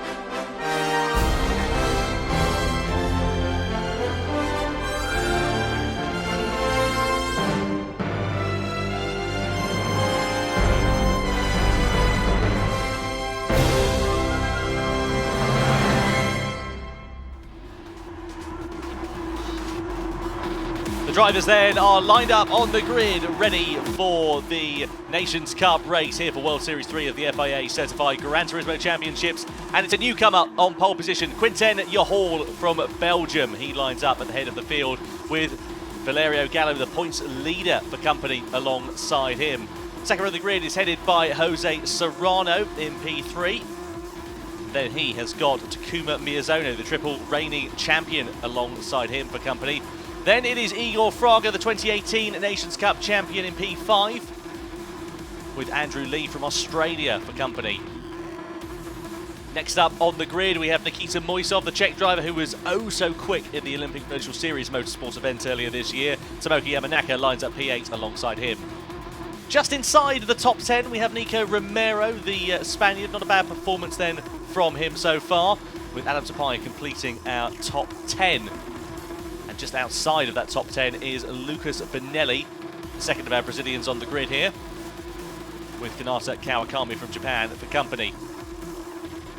Then next up, it's Adriano Carrazza, who was oh so impressive, of course, in the World Tour in 2019, taking the fight to Ryota Kokubun, with Koke Lopez for company alongside him. Then the final of the grid is Ryota Kokubun, difficult qualifying for the Japanese driver, and completing the 16 runners is Angel Inestrosa, the Chilean, that lines up at the back of the field. Strategy is going to be important in this one, Jimmy. Soft and medium tyres available for our drivers. What do you reckon? You'll love me a tyre graphic you can see down the bottom there. Soft, we expect to go a little bit shorter than the medium tyre. They'll be faster while they're on it, and of course medium tyre will go a little bit longer, with our top 4 opting to start on the softer compound. So then, tension is in the air. We're ready for the Nations Cup to get underway. Round 3 of the World Series here at the Willow Springs Raceway. Quinten Yohol on pole position, Gallo alongside. Lights out and we go racing. Good start from Yohol, not bad from Gallo away. Look at Serrano as they come down towards the first corner. Gallo's now side by side with Serrano for second position as they flick it left into the first turn. So it's Yohol from Gallo, from Serrano, from Miyazono, from Fraga as they come through into the right-hander. Any moves being made into there? No, not quite for the time being, but Yohol then gets a good start on the soft tyres. The top 4 leading the way from the medium shot, Fraga in 5th. Yeah, everybody away well there. Standing start in this car is quite difficult, not really made for it, but these guys, of course, best in the world at GT, so we expect them to do any challenge we throw at them. Fraga there, a little bit wide actually, coming into the mid-sector, did well not to lose a place there to leave behind. And of course, Fraga is the lead runner on that medium compound tyre, so the more time we can spend ahead of Lee, the better for his race. On board now with Jose Serrano, had a good weekend so far. Got a win last time out in the Manufacturer Series in the Porsche. Now on an Audi, completely different machine, completely different circuit as well, but still very quick right now on the back of Valerio Gallo as we come now to the long last corner, aptly named the final corner. Very difficult to get the line right around here, very easy to get off the line and get onto the slippery stuff. And interesting there, Fraga's actually now lost the place to Lee, so Fraga has lost the place to Australian, back into 6th on the medium compound. Yeah, certainly not able to get those medium tyres up to temperature by the looks of things in the operating window. So Karaz is the first driver to blink then on the medium tyres. He wants to come in and get onto the soft compounds as soon as possible. That's a bit of an unusual strategy. I can't work that out at all. What on earth is Karatza doing at this early stage? I don't know. Frankly, that I'm not quite sure what that idea is, but if it works out, great, but I don't foresee it working out. But anyway, meanwhile, back to the front 4 as it is now, because Lee is not quite on that lead train. It's Yahul, Gallo, Serrano and Miyazono, some massive names up there in the top 4 as well. Quentin Yahul, of course, leading at the moment after his fantastic pole position lap time. But of course, bear in mind these top 5 drivers do have to pop in early onto the medium compound. Let's have a look then at the race start. So away from the lights, Gallo just wheel spinning the second phase. Yeah, I mean, easy to do there, but on the inside line, though, it doesn't matter too much, of course. Serrano does look around the outside, but Gallo's going to hit the inside line, takes a place back, and maintains 2nd position. Yeah, Gallo just not getting those tyres gripped up as much as he wanted to. On board we ride with Serrano in 3rd position then, as they come on to the start of another lap. 25 laps here then in this race. It's going to be very interesting because, of course, strategy is going to come into play. It's a very short lap here and a very short straight as well. Only just over 750 metres long is the longest straight on this Willow Springs Big Willow circuit. So there's not really an opportunity to slipstream your way past another driver. You've got to sort of pressure them into a mistake in the turns by the looks of things. Yeah, you just about really get onto the rear quarter by the end of the straight. If you can get there for a move there, great, but it's this middle sector here where you can actually start making some moves, because the line is quite a wide entry into the corners. If you're feeling a little bit ambitious, you can just sort of chuck the car into the space and the car in front leaves and hope they open the door for you. Otherwise, it is a very difficult circuit to get through. Here are the point standings if the race ended at the moment. Of course, it'll be Gallo from Kokubun from Serrano. Kokubun, of course, doing well in both series for Mazda and in Nations Cup here, but as it stands, we'll be gaining no points. It's all the way down in the 14th position. One of these drivers running nose to tail despite the difference in the tyre compounds here, just further back in the order. Here comes Nico Romero, then on the inside of Tomoki Yamanaka. Yamanaka runs it wide through the final corner. That's an open door for Nico Romero, and the Spaniard is through into P8. Those two have already had a bit of a coming together earlier on in the race. Romero getting a warning on that occasion for the contact. Now running nearly side by side as Yamanaka tries to retaliate down the start-finish straight into the left-hander. There's no opportunity presenting itself, and he's going to have to keep a watchful eye on his mirrors because Adam Tapai is up his inside into turn 3 then. So here comes Tapai going through. So Yamanaka's going backwards at the start of lap 4 then here, and now he's going to have to keep a watchful eye on Lucas Benelli, who's ready to join the party. Yeah, super easy to get off line around here. There is very much one fast line around here. Benelli looks for the move there. There might have been a bit of contact there between Benelli and Yamanaka because he found himself on the dirty line very quickly there. So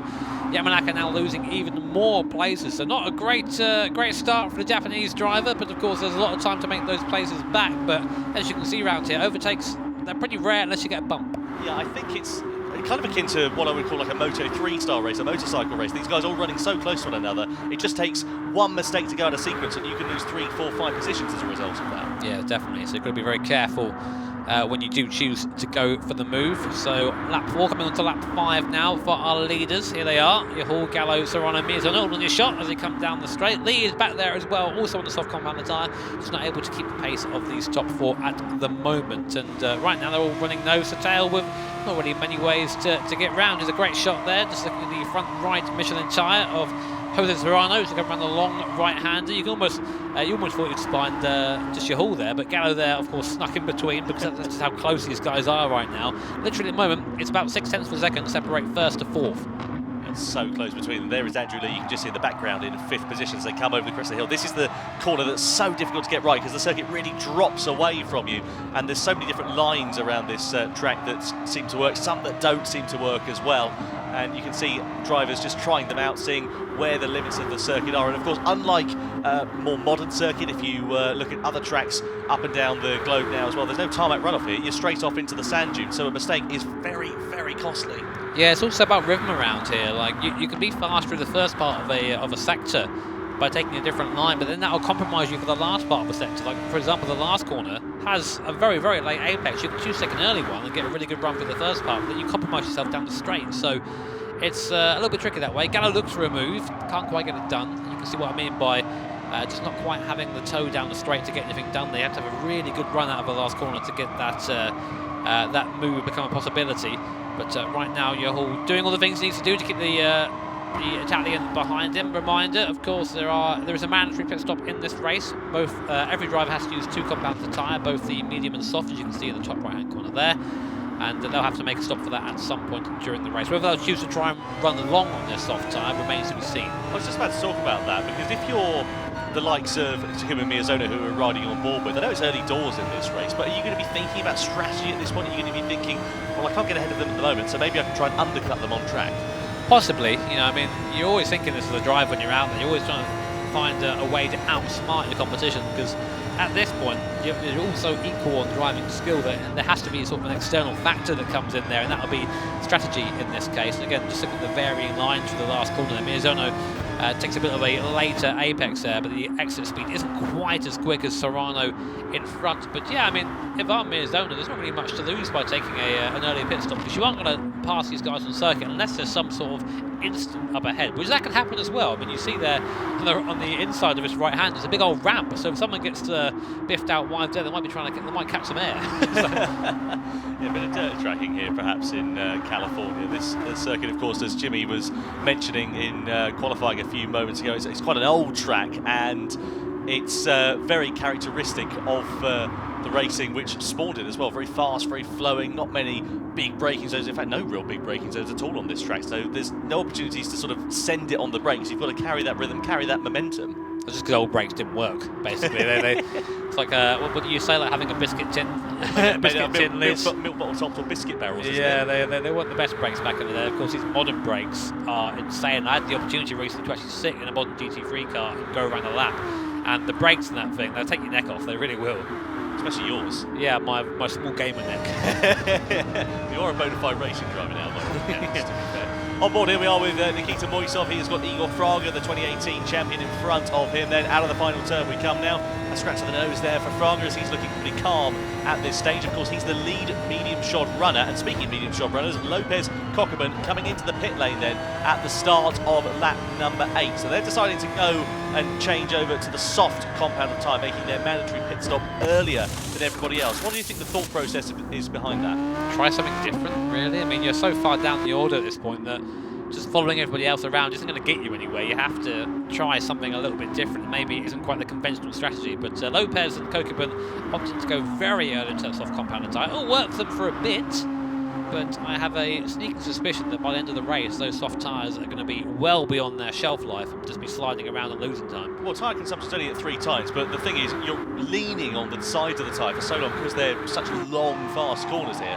I imagine the front tyre's going to be absolute toast by the end. But we're doing 265 Ks into this left-hander. That front left tyre is getting absolute, just getting punished through here. So you can imagine how much wear is going through there as well. And of course, the T2, again, is a very long right-hander, so the front left tyre around here just gets eaten. So I don't really foresee those soft tyres lasting that amount of time. Miyazono then on board with him again, just the same position he was last lap, not really able to do much here apart from just follow the cars in front. And that sometimes is just racing. You have to just make sure you're in a position to make the move when the opportunity presents itself. But sometimes being in that position just involves you just doing laps behind the car in front. Spinelli into the pit lane, then onto the soft compound tyre. He's quite far down the order, sitting outside of the top 10 at this particular point. The top 4 drivers still running bumper to spoiler at the moment. Through the right hand we go, a little bit wide there for Quintana Hall, but nothing to worry about at this stage. He's just got to keep it calm. I have to say, it's such a phenomenal display. As you mentioned in qualifying, Jimmy, his time was absolutely supreme, but just the maturity that he's demonstrating in his racecraft out on track is really beyond his years. Yeah, definitely. I mean, a lot of pressure to undertake when you're a young lad. We keep saying that, but he's doing a good job. And I think that in this regard, we just treat him as a fellow racer, because That's how well he's doing. Here's Gallo, of course, someone who's been a familiar name if you're into your Gran Turismo esports. He's been winning pretty much everything for the last year or so, and here again now looking quite fighty, and Quinton will be aware of that. See, a lot of these guys, they practice together online. They know each other very well. They're all part of quite a tight-knit community, but when it gets onto the circuit, that sort of goes away, and it becomes just pure competition, which is why commentating on these races is so fascinating, because there's that sort of different level of, again, there's friendship, and then there's just pure competitiveness. So Gallo will know what Quinton Juhal has done around here. Juhal will know what Gallo has done around here in terms of lap time, and they'll both be looking at that as the race goes on. And I'm quite glad as well that we don't have the hard tyre in this race, because it's a bit of a moot point, really. We don't really see drivers using it for more than one lap if there's not a minimum time that they have to use those tyres for. And as such, I think it's going to provide us with closer racing, but also just a bit less in terms of, they stuck the hard tyre on, they're going to come back in after a lap or so. It makes it a bit sort of repetitive, whereas this could add a bit more variety into the mix. Yeah, we'll have to ask our friends at Michelin to re-spice the hard tyre to get it up there. But yeah, the medium and soft tyre definitely have their place in this race as we come on to lap 11 now, getting towards the midway point, and this is where mistakes might start creeping in, especially because you get a little bit chill. So what's happened here? Oh, no, there's Coque Lopez deciding, oh, that's his pit stop. All right. Well, that's fair enough. I think his pit crew are like, what are you doing? It wasn't intentional, though, yeah, was I don't think he meant to, but that's the downside, I suppose, of this circuit. Is if you get onto the gravel and exit, you sort of just go where the car goes. You can't really control it. The car goes, well, it's time for a pit stop, mate.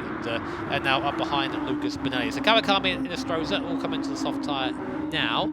Ninth and above have not yet stopped. So yeah, the 4 drivers left on medium tyres: Fraga, Moisov, Romero and Adam Tapai. Let's see when they opt to come into the pit lane. Will they do it as a quartet, or will they opt to split their strategy? They're going to be working together to try and get as far forward as they can at this point, and then deciding to try and break away a little bit later on, or will they decide to work as individuals rather than as a team? Through the final corner we go then. Here is Nikita Moisov. We got back to the battle. He's really close up the back of Igor Fraga over the last couple of laps or so. The gap was about half a second when we last looked at it, and now it's very much less than that, you can see, as we ride through that final corner now. Does anybody go into the pit lane here at the end of this lap? Fraga goes in, Moisov follows suit. I don't know if he was going to do that until he saw Fraga opting to dive in late in. It's the old IndyCar/NASCAR tactic, isn't it? Sort of try and feign the pit stop, so the guy behind just did the same thing.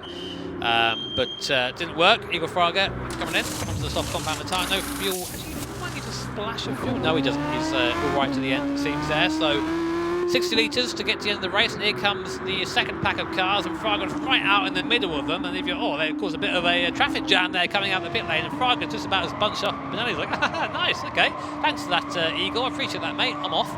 And Igor there asking for a little bit of a rear gunner for his fellow Brazilian. On the inside there is Coque Lopez versus Nikita Moisov then going up the inside. So Moisov on the colder tyres has now lost the position to Igor Fraga effectively. Of course, Lopez pitting earlier on in that race with that very last minute pit stop that we saw just a few moments ago. So now Moisov is behind Lopez, and as such now behind Fraga, so it's not worked out at all for the Czech driver at this stage. Now the top 4 running down the start-finish straight, still running spoiler to bumper, or bumper to spoiler I should say rather, as they start lap 13 out of 25. All the drivers now are on the soft compound of tyre in this race. Only the top 5 have not made their mandatory pit stop here so far. And let's see how those soft tyres are going to be doing. Let's see whether we're going to get any pit stops towards the end of this lap. If you're Serrano and Miyazono, do you think you just follow suit, play it safe, and then just try and strike at the end of the race?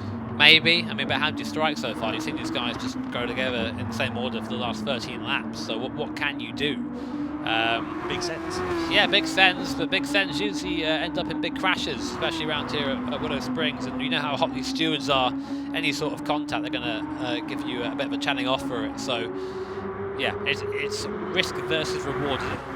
So often is in racing as we come now through the last part of the course. Interestingly, Juhal quite quick through the last part of the sector there, and then a little bit of a gap there between him and Valerio Gallo. I reckon that will come back on the straight, but great to see these drivers, of course, all from different countries, all different parts of the world, running so closely on circuit. And interestingly now, Miyazono opting to be the first person to cover before he might do this, try and get the undercut, as it's known, and get out there in clear air. But if these guys respond quick enough, that might not work. The thing is, as well, for Miyazono, it's going to work out quite nicely because Lee's coming to the pit lane here. So these two are going to be at the same distance as they were before the pit lane, but also, crucially, they're far enough ahead of the rest of the field who've already made their pit stops to not emerge in traffic. You can see that there is a right on board with 7th place Lucas Benelli. He's the lead runner who made their pit stops in the early stages. Here comes Fraga, his compatriot, down the inside into the first corner. Fraga goes through into 7th place. Nicely done there, gets the move made. Opts to cut off the line, doesn't allow Benelli an opportunity. The 2018 Nations Cup champ is through into P7 with some nice clear track in front of him at last. It was a very sure move, wasn't it? He was taking that position where Lucas was going to give it to him or not. That's how you got to do it. Be nice and definitive with your moves. Don't allow any space for a comeback. Here is Serrano though on board still, so these three still out on the same tyres they started on. Miyazono and Lee behind, opting to come in a bit earlier. Will we see them all now peel to the left-hand side of the circuit into the pit lane? Now watch up ahead, who's in front? There's your Hall, there's Gallo. They put all in then, all into the pit lane, all at the last possible moment, all on the same sort of similar level of fuel, and all onto the medium compound tyre. They had to do that though, didn't they? If they'd stayed out on those tyres, they'd have been so much slower than the other two drivers who have made their pit stops so far, and they would have lost time. Let's see what is going to happen as they emerge back out on track then, on to the medium compound of tyre. Where do they emerge? It's very close indeed. Your Hall is in the lead from Gallo, from Serrano, from Miyazono then. Exactly the same order, basically. So that worked out all right if you Hall, Gallo and Serrano. Miyazono though, of course, his tyres are up in temperature. Now, of course, just like real life, these slicks do take a few corners to get up in temperature, and I've experienced what cold slicks are like. It's like ice for the first couple of laps compared to the grip we're used to. So these guys are going to be a little bit slower, but again, what's Miyazono going to do? He can't really find a way around it. It's very much one at a time for this first sector. So by the time you can get to a place where you can overtake around here, the tyres are up in temperature and that advantage is gone. I suppose the advantage for your Hall and Gallo here at this point, and Serrano as well for that matter, who made their pit stops, is this circuit is pretty frenetic. There's a lot of fast corners, so it's easier to get heated to the tyres quicker, I suppose, rather than going out onto a more modern circuit where you've got a really long straight. Those tyres are going to be cooling down more than they would be when you're putting energy through them. Yeah, that and just the middle sector, as you say, is very tight, very twisty. There's only one line through it, so there's nothing people can really do to make the move, even if they do have a tyre advantage. So on to lap 15 there, as we come down the straight. There's your Hall and Gallo there on your screen to the left. You can see the different driving styles, and Gallo a lot lower down in his seat there than Quinton and your Hall. There's not really a right answer to how you should sit in your seat or how you should drive. It's basically just what's comfortable for you. Although I'd say that my chiropractor might argue that when he sees me drive. There is a right way to do strategy though, and I think Adriano Carranza has got that very wrong indeed. He's just come in for his second pit stop then, so opted to go for a 2-stop strategy when everybody else around him has done a 1-stopper. He's going to be on the soft tyres, they're going to be quicker, but he's 10 seconds off the back of the field. There's only 9 and a bit laps remaining, so I can't understand the thought process there for Adriano Carranza. It was worth a try to try something different, but I don't think that was it. Maybe it's just pit crew appreciation day for Carranza. Come in, say hello. Good job, guys. Do it again. But yeah, that's objectively not it. So Carranza is probably going to be doomed to finish down in P16 and last from now, unless something absolutely ridiculous happens. Sometimes it does. You never know. We're on board now with Miyazono for this last one. You can hear the tyres there. Don't sound very happy, do they, going through that long right-hander? If you made a noise like that, I'd send you to the doctors. Oh, they turn me off when I do on the old headset. So, but here is Quinton your Hall again. You see Gallo starting to get a little bit closer towards the end. So I think the Italian's trying to figure out how he can maybe cut down that last half a car length and just get onto the rear spoiler of Quinton. Because all I've said, all you've got to do is be somewhere near the car in front, and then they'll see you, and just them being near like that is enough to maybe force a mistake. It's going to be so frustrating when you're just sat there on the rear wing of somebody for the entire race, knowing that you can get past them, but you just haven't had the opportunity to. Patience is a virtue in that opportunity, in that scenario though, because sometimes you do things a bit rash, you get a bit frustrated, and that's when the mistakes and the contact happens. So it's all about keeping your mind in check in that scenario, as we see a snake of cars there, all the way down to P15, and so all the way down to the last place, but Carranza's somewhere in the background. So these are the guys that... San Diego, I think, isn't it? Yeah, he's a different state, bless him. But here's Yamanaka now. You can see in front of Toyota Kokubun, someone who is... we expect to be a bit further, finished first in the Showdown event, so really on a bit of a high, but then coming to this event, it's just not done too well at all. Here's Yamanaka there into the last right-hander, and a little bit of a biff there. Off goes Kokubun. See you later, mate, into the corner pocket. goodbye. And in the background as well. Yeah, in Estrosza. So it's all kicked off there in the midfield. But I was just saying, Yamanakis has got great respect for Kokubun there, but that looked like contact. And yeah, Gratz is not going to come last now. I suppose that's something. Let's have a look and see what happened then. So here we are coming through in towards the middle sector of the lap. This is Moisov on the inside of Lucas Benelli.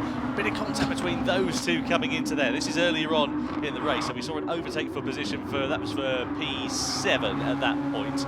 We didn't see what happened though with Ryota Kokubun, but goodness me, I mean, I don't know how far out of the circuit. He needed a ticket to get back and he was so far out the track, didn't he? You never want to laugh at someone's demise. That was a comical loss. Like, he just picked up speed and that's it done. But look at that. That's a real shame for Ryota though. Like, again, to finish first in the Showdown event and to come here for round 3 of the World Series and just get sent is a real shame. But we'll see if the stewards think of that. It might have just been a mistake on his behalf. But meanwhile, the fight goes on at the front of the field. Top 5 drivers on that medium compound tyre. Again, Lee doing really well. He's still there in 5th place. This is not someone we're used to seeing in the top of the order here, but doing really well. Yeah, no, fantastic job from Andrew Lee. Just want to go back to Ryota Kokubun a second. Oh!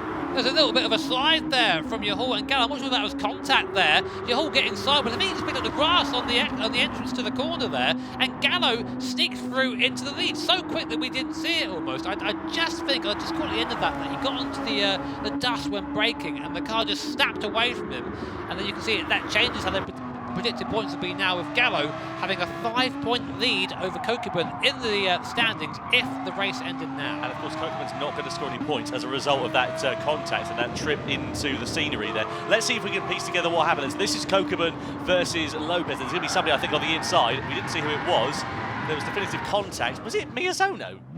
I think it was Yamanaka. Oh, Yamanaka, sorry. Something happened there. Here he is now, of course, all on his lonesome at the back of the field. But I'd be interested to see a replay of what happened with Yahul and Gallo there. I think he just caught the grass on entrance. Easy to do there, but that just shows you one mistake after 19 laps of leading, and that's you down into P2 with seemingly no way to get back up into the lead. Well, let's see what's going to happen then. Over the timing line we go once again. So 5 laps now remain of World Series 3, and Yahul has got the bit between his teeth. Pulls alongside Valerio Gallo down the start-finish straight into the first corner. Gallo's got the inside line. He's got track position, uses all of the width as he's entitled to do so. Yahul tries for the outside line. He's going to have to keep an eye on Jose Serrano, who's going to try and send it through up the inside here. So Yahul is certainly looking like he wants to get himself back into the lead before too long, but the thing is he's got to be so careful about when he decides to strike, because Serrano, Miyazono, they're ready there for the taking. Here's Fraga on the inside of Andrew Lee, so Fraga opting to start the race on that medium compound of tyre, now on the soft, has really paid dividends for him as he moves himself up inside the top 5 for the first time in a long time. I just don't think it's going to be enough for Fraga to catch that first 4 drivers though, because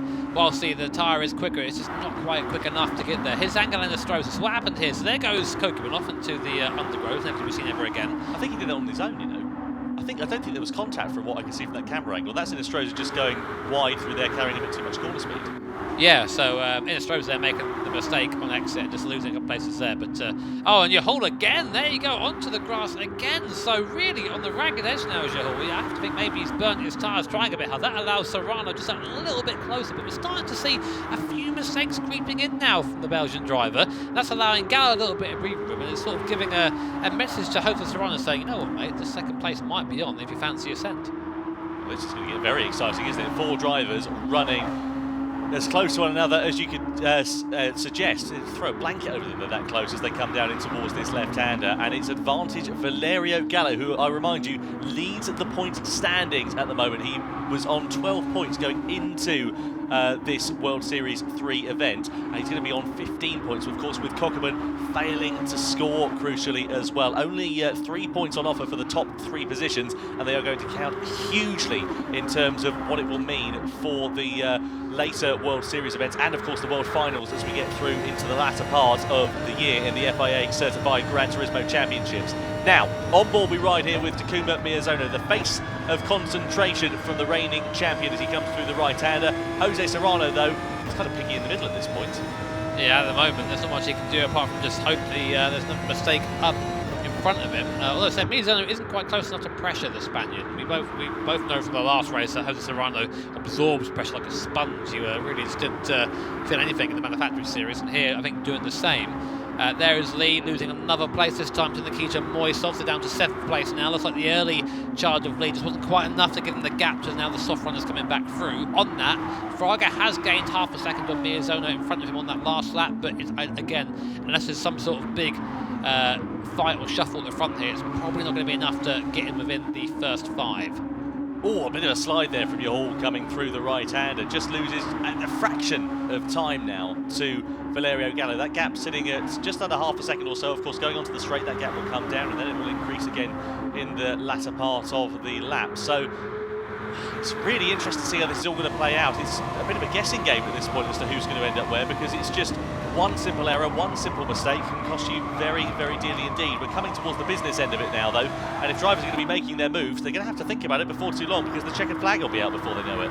That's right, so lap 23 now of this 25-lap race being started. It's Valerio Gallo leading from Quintin Yahul, who led the vast majority of this race, only to give it away with a tiny mistake at T1. Behind them, Jose Serrano, the winner from the Manufacturers Series earlier with Team Porsche, doing really well here, showing just how adaptable he is by jumping in a completely different car, a different circuit, and running at the sharp end. And behind him, Takuma Miyazono, of course, as you said, triple champ from last year, so pretty stacked first 4. And if there is a mistake, then guess what? 2018 champion and racing driver Igor Fraga just waiting in the wings behind. So I think the strength of field in these GT esports events is pretty nuts. He's closed that gap down as Igor Fraga, now down to 3 seconds or so. So if these 4 do start squabbling with one another, it'll be a welcome sight for Fraga. I think it's going to be a bit too little too late unless there's a frenetic bit of contact between some of these competitors out on track, which we have seen. We saw that, of course, with Cockburn earlier on in the race. We saw it with Nico Romero, who was handed a penalty earlier on for colliding with another car as well. And let's hope that we don't see that, but if we do, we know that Fraga will be there to try and pick up the pieces. Of course, he'll be quicker than these 4 drivers, being on the softer compound of tyre. Now Gallo goes defensive, Yahul goes for the outside line in towards the first corner, but Gallo's got the overspeed, breaking that slipstream into the first turn. We're on the start of the penultimate lap. It's advantage Valerio Gallo at this stage. Those little things like breaking the toe, it just forces Yahul back into Serrano, because Yahul didn't chase him across the circuit there, so for that little amount of time, he's not getting the toe, he's not getting the extra straight line speed advantages that gives. Whereas Serrano behind, he's playing the game, he's right on the toe, and it allows him to gain a little bit. So, Miyazono there just messing up his braking zone, so just like that, 4 become 3 as we come into the last couple of laps now. But see Gallo there trying to control the race from the lead. This is the sort of level of knowledge and competition that we expect from an Olympic Virtual Series champion. So down the hill, in towards the final corner we go. It's advantage Valerio Gallo as we get ready to come into the final lap then. On board we are with Jose Serrano. Yahul going for a wider line on the entry into that corner, trying to get the overspeed there, but he's going to lose a bit of time here because Serrano's right up his rear wing.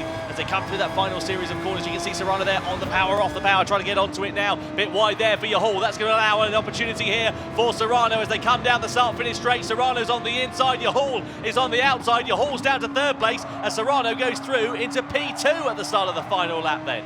2 mistakes, 2 places lost by Quintin Yahul. He's going to have a little look at Serrano, try the outside line here. That's not going to work, mate, I'm afraid. Camber's on the inside, he's just going to understeer as he does. And Quintin Yahul must be so frustrated with himself, because that's 2 very minor mistakes, but that's cost him not only the lead, but now 2nd place as well. Having a look up the inside into that left-hander, but I don't think he's going to be able to find an opportunity unless he does into this right-hander. Here comes Yahul up the inside. Is there contact between himself and Serrano? A smidgen, I think, but Serrano holds firm, holds the line, holds 2nd position as they come through into the left-hander. So it's Valerio Gallo who's got this one sewn up as it stands now. All he needs to do is just drive his race to the final series of corners, and there's nothing that Serrano and Yahul are going to be able to do. Serrano goes defensive here for 2nd position. Yahul tries to go for the outside line here as well. Keep an eye out on Miyazono in the background as we come through to the final series of corners. Yahul going for the outside line once again. Here comes Miyazono on the inside of Yahul. Gallo's going to win the World Series here at the Big Willow Springs Raceway, and Serrano comes over the line in 2nd, Yahul in 3rd, Miyazono in 4th. Well, a frantic end to that race, and a brilliant drive, a mature drive, a champion's drive from Valerio Gallo. Once again, the World Series delivers in the FIA Certified Gran Turismo Championships. Valerio Gallo finishing on top from Jose Serrano and Quintin Yahul. Takuma Miyazono in P4 there as well. Some big hitters, though, further down the order than they'd like. Yeah, we had Kokubun, of course, who is second in the standings, now loses even more ground to Valerio Gallo, finishing last after, let's say, exploring the undergrowth, I think is the kindest term of saying there. Well, let's take a look then, shall we, at those standings and see what it means after World Series 3.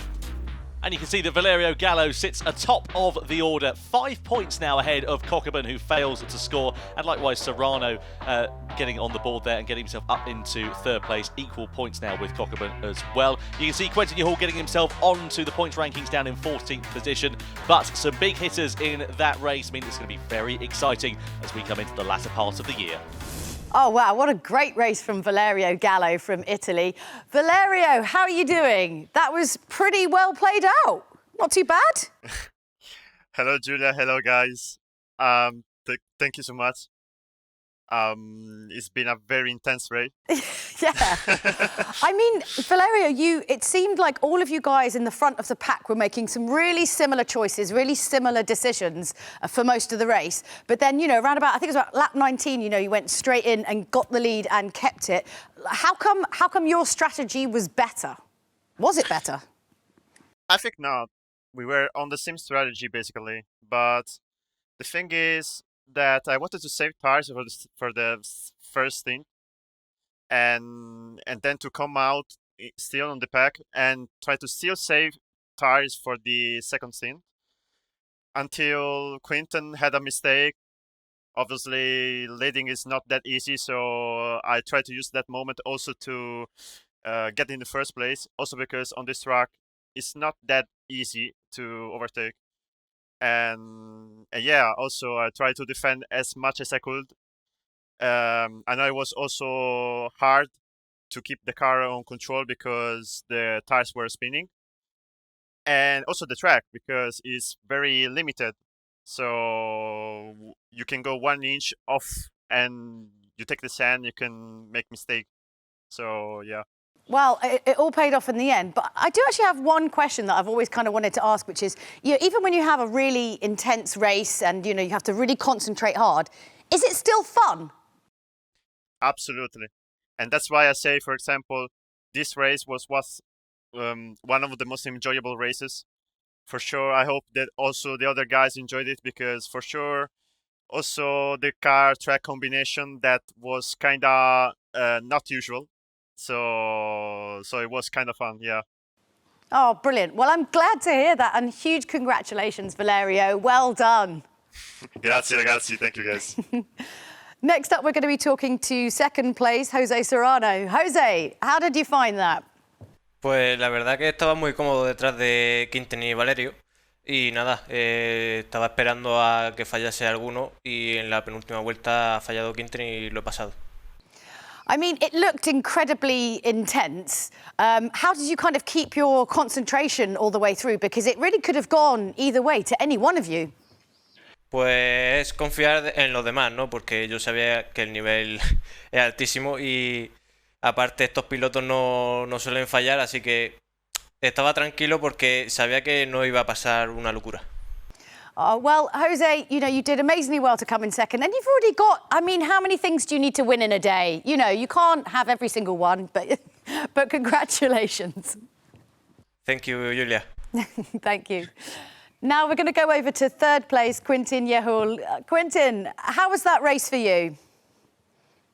Kind of disappointing after starting on pole position, but it was really close between me, Valerio and Jose, so I can't really complain with a P3. I mean, it was, you're right, it's incredibly close. It really could have gone either way. What do you think was sort of the little things that led to you not coming in first place? What do you think happened? On lap 18 or 19, I clipped the gravel on entry of turn 1, which meant Valerio got past, and from there on, I was kind of struggling to get used to the slipstream, so it was difficult to try to fight back. I mean, everyone has got eyes on you, Quinten, I have to say. The other guys were just so impressed with, your speed and your pace in the qualifying. I think they were kind of intimidated a little bit. So, I mean, that's an important thing. Yeah, I was myself really surprised with that lap. It felt really good, so it was nice to be on pole position. Yeah, I mean, you've obviously got the pace, you've obviously got the speed, and you're just going to have to smash it next time, Quintin, all right? Yeah, hopefully. OK, well, look, big congratulations, and we'll talk to you really soon. Thank you. Oh, wow, there's loads to discuss after that brilliant race. Jimmy, what do you think? I mean, there's a lot to kind of pick up on. It was very tense. I feel very tense after that. Kind of tense and a little bit confusing in places, I think. And when I say confusing, I'm referencing Karatza at the start of the race. So help me, I don't understand what went on. He comes into the pits right at the start of the race, going for the soft compound tyre. And actually, whilst this was happening, we heard in his driver cam him saying, oh no, it's taking too long. So I think he was going for some sort of big brain strategy. But it didn't work out. No, not at all. Nor for Coque Lopez, who decided to try and go rallying on the last corner there. And thought, well, I might as well pit then. and came in the pits for a fresh set of tyres. But it just kind of goes to show that last corner there, because there's no runoff. If you just put a wheel in the grass, you're in the pits. That's where you go. Wow, yeah. I mean, it's interesting that Karatza was like trying to implement like some kind of like whole new strategy. That's interesting. We have seen some weird ones over the years, but that's probably the weirdest. Yeah, it didn't work for him though. No. But I tell you, had another awful race. Unfortunately, Ryota Kokubun, of course, in Manufacturers Series, messed up there, and here again in Nations Cup, she just gets onto the dirty line there, and when you get onto the gravel, you just accelerate. You're just gone. Where's he going? He's never coming back. No. That's shades of Julia Hardy there on the sim rig. I mean, that's literally what happens when I try and race fast in Gran Turismo. It's pretty, yeah, textbook Julia style. As you pointed out, though, at least he finished, but he did finish last, unsurprisingly, after that. But the main fight was at the front of the field, and it all started off with this. Here's Igor Fraga. And the reason we picked him out here is because he's on the medium compound tyre. He was the first of the medium runners, but his strategy went down the toilet as soon as Lee got by. He was in the soft compound. It sort of just held him up. There was no way by for him. So realistically, it was between these four guys: Yahul, Gallo, Serrano, and Miyazono. And Yahul kept the lead for a long time until this moment. There was a bit there from Gallo, but not enough to send him round. He just got onto the grass, braked, and the car snapped loose. He did really well to save it, but he did lose the place to Valerio Gallo. But that wasn't the end, unfortunately, of his mistakes. Coming onto the penultimate lap here, gets onto the grass again, slows himself down onto the main straight, and Serrano takes opportunity. Gallo comes across, he uses that toe back up into second place, go Serrano. So in 2 laps, Yahul loses 2 places. Yeah, that was, I mean, you could see they were waiting for their moment, but it really could have gone either way. All it takes is that one little mistake, and you can see it here now, even like in Gallo's face. That looks like he's been serious tension release there, just over. Yeah. Thank God. I mean, he was kind of handed that victory by a mistake from Yahul there. But it doesn't matter how you win. But that's it. It's about you not making mistakes, but it's about, you know, it's all of those things together. About you driving well, but then not making mistakes, you know, and that's all of it. But yeah, that's pretty amazing stuff. Why don't we take a look at actually how this is going to shake out when we're going to look into the point standings, of course, what's been happening this year so far. So round 3 then, done and dusted for the Nations Cup, and here's how the points standing look. Valerio Gallo still at the top of the table with 15 points. Ryota Kokubun, thanks to his strong performance in Showdown, still in second place, but of course not scoring here today. Serrano goes up into third with a good point haul, and Yahul gets onto the leaderboard finally, but he is down in 14th place. But at least he's on the board now. What a most excellent day of racing we've had in the 2021 Gran Turismo Championships. Let's join Jimmy for the podium ceremonies. Thanks, Julia. First of all, it's a podium for today's Manufacturers Series race. In third place, it's Yuki Araki representing Team Dodge.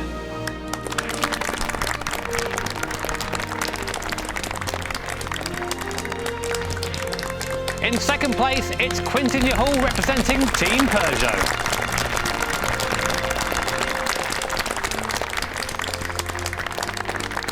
And the winner of round 3 of the Manufacturer Series is Jose Serrano representing Team Porsche.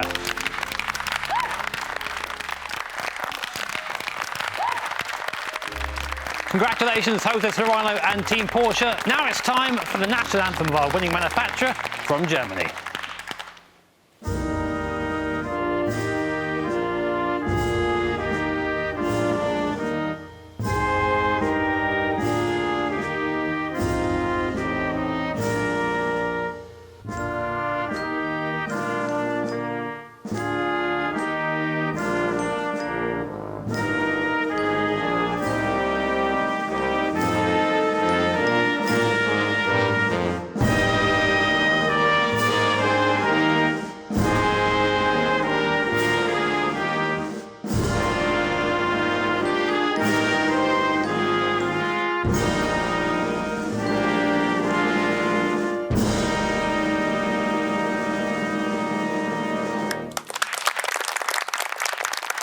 And well done once more to Jose Serrano and Team Porsche for their impressive victory.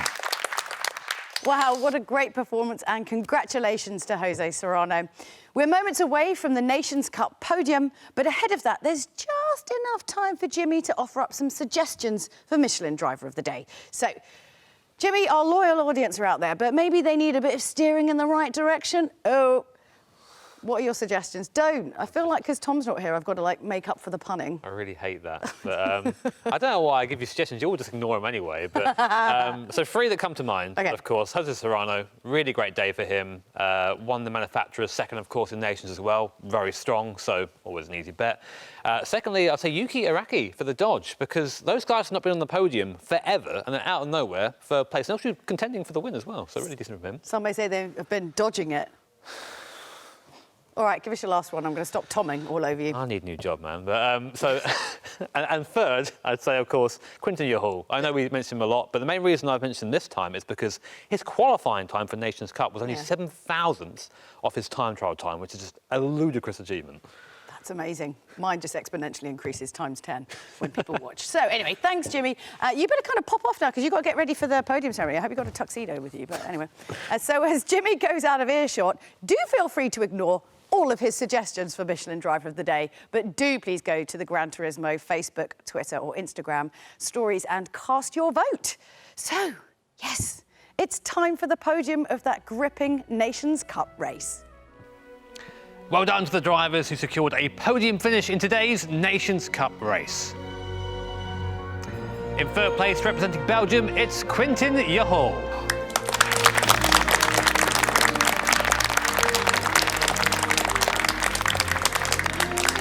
And in second place, representing Spain, it's Jose Serrano.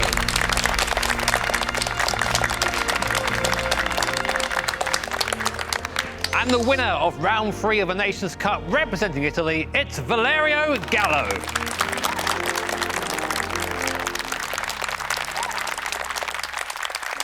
Congratulations, Valerio Gallo. Now, please show your respects for the national anthem of Italy.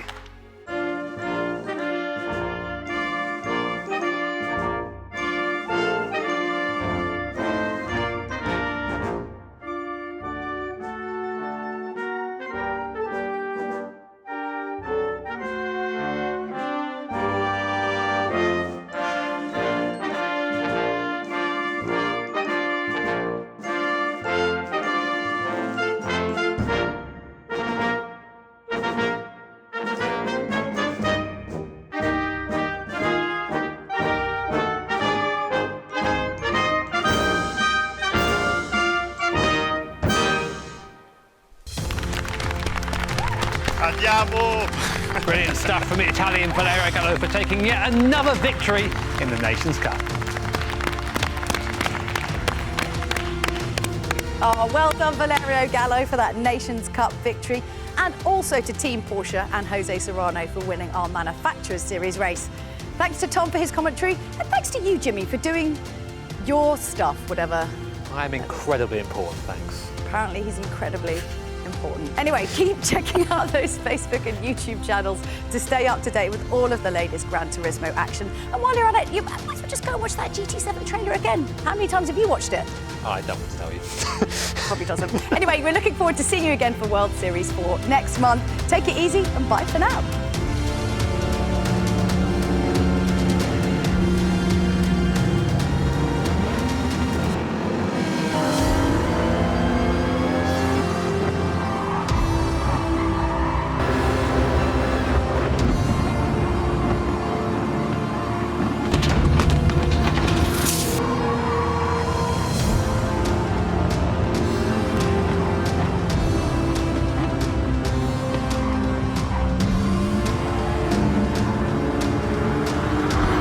Vamos!